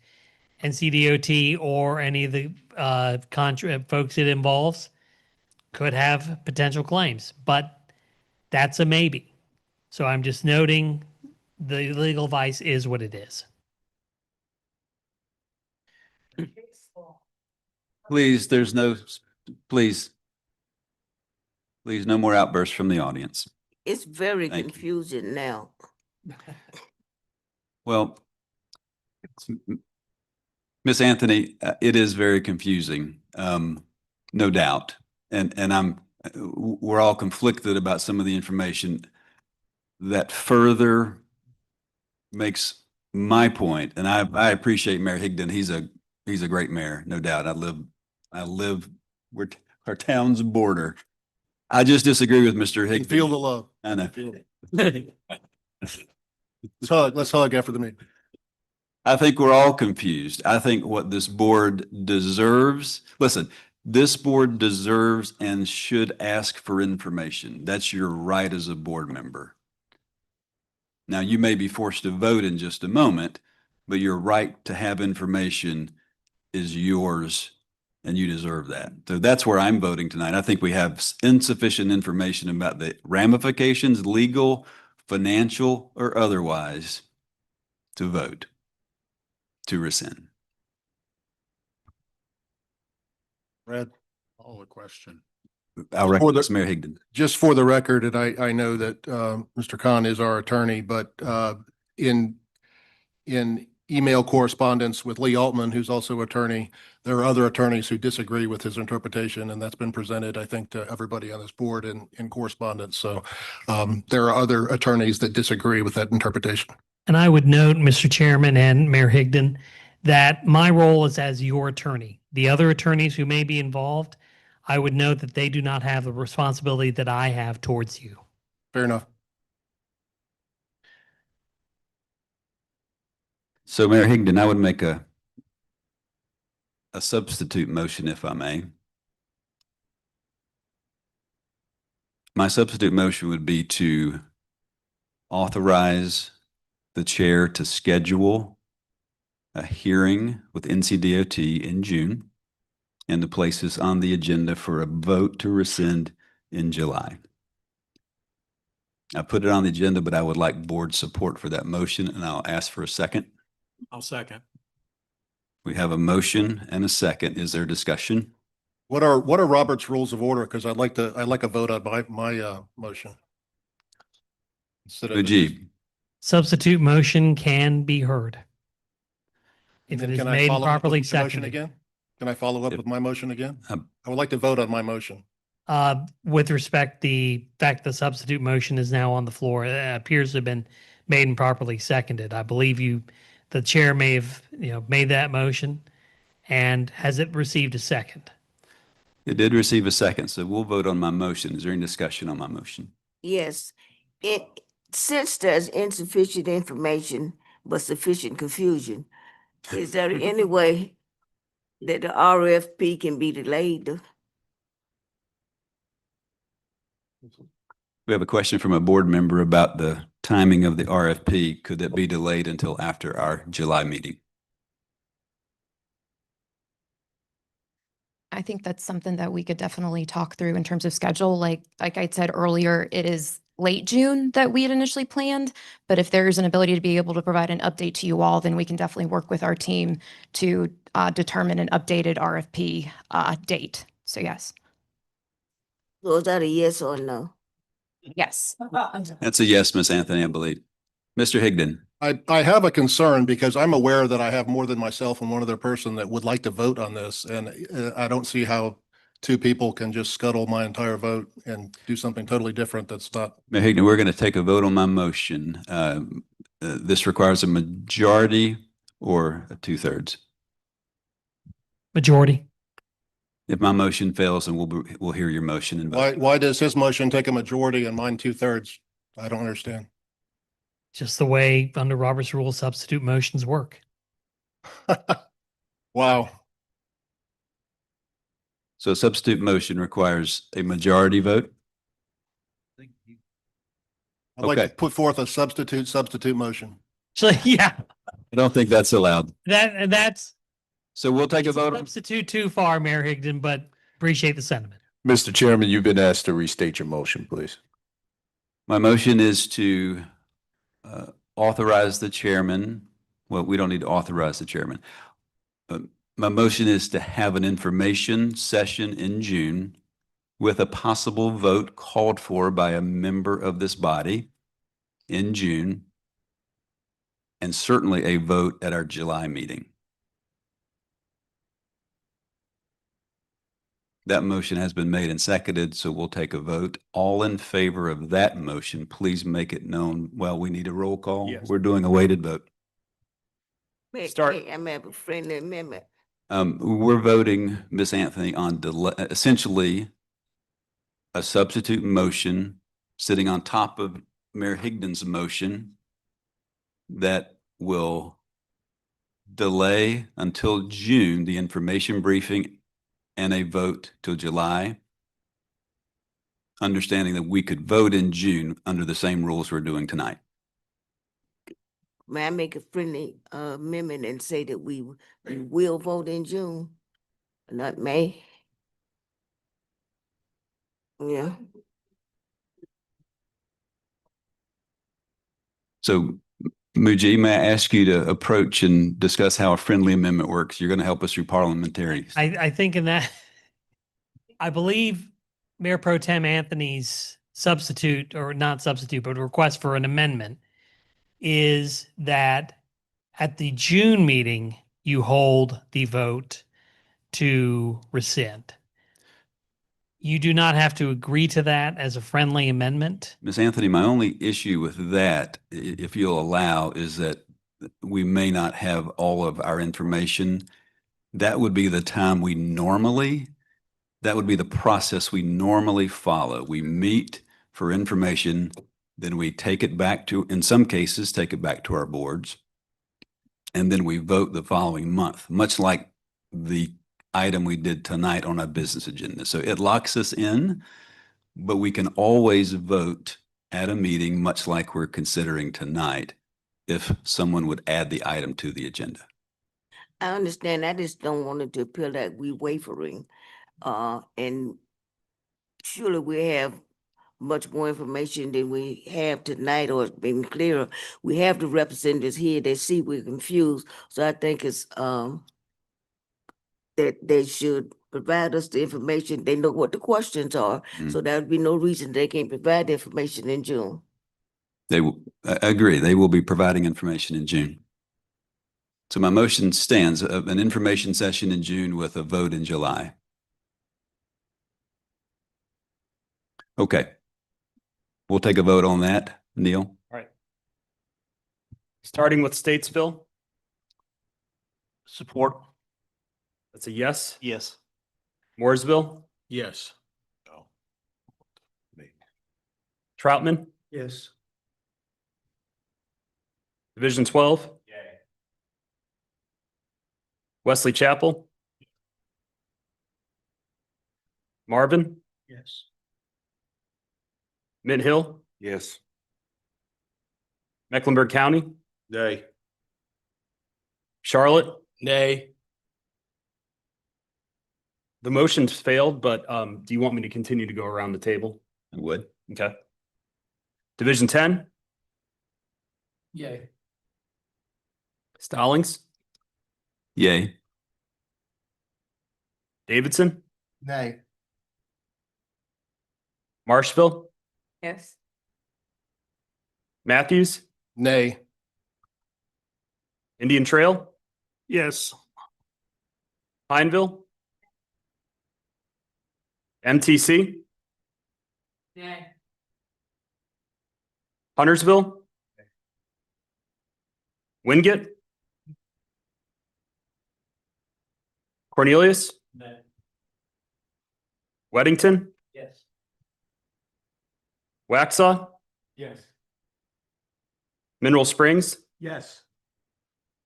Monroe,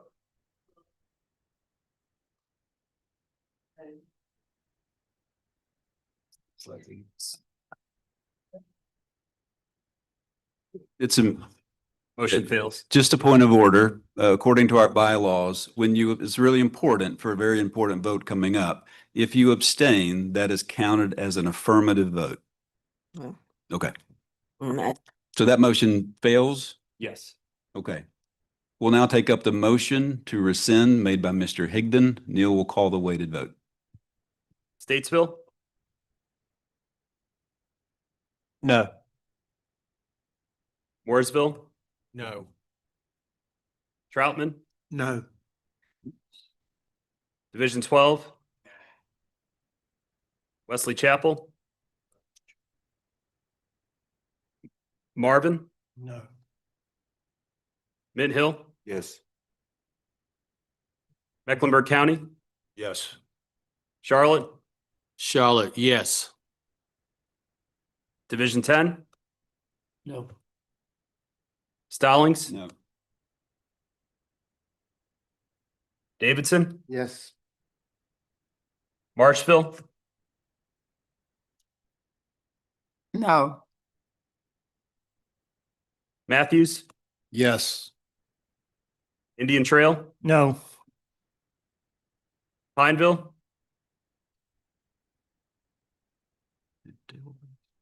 oh, Step out, can we get a regional? okay, MTC, Yes. Huntersville, Yes. Wingate, No. Cornelius, Yes. Weddington, No. Waxhaw, No. Mineral Springs, No. Monroe. So that motion has failed without a vote from Pineville because the mayor is out of the room. Right here. Mayor of Pineville?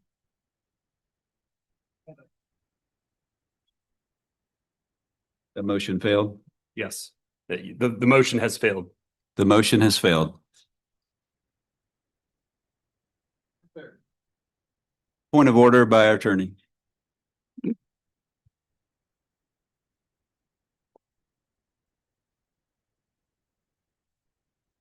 You can hold the vote open, Hold the Mr. vote open. Chairman, if you Like if you were waiting on a member who has just stepped out for a moment.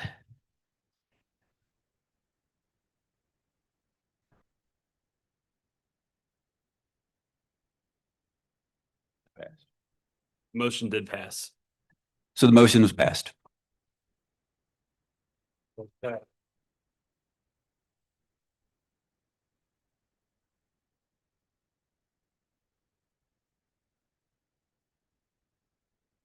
Okay, that was our final item on the agenda. May I have a motion to adjourn? Second? Two.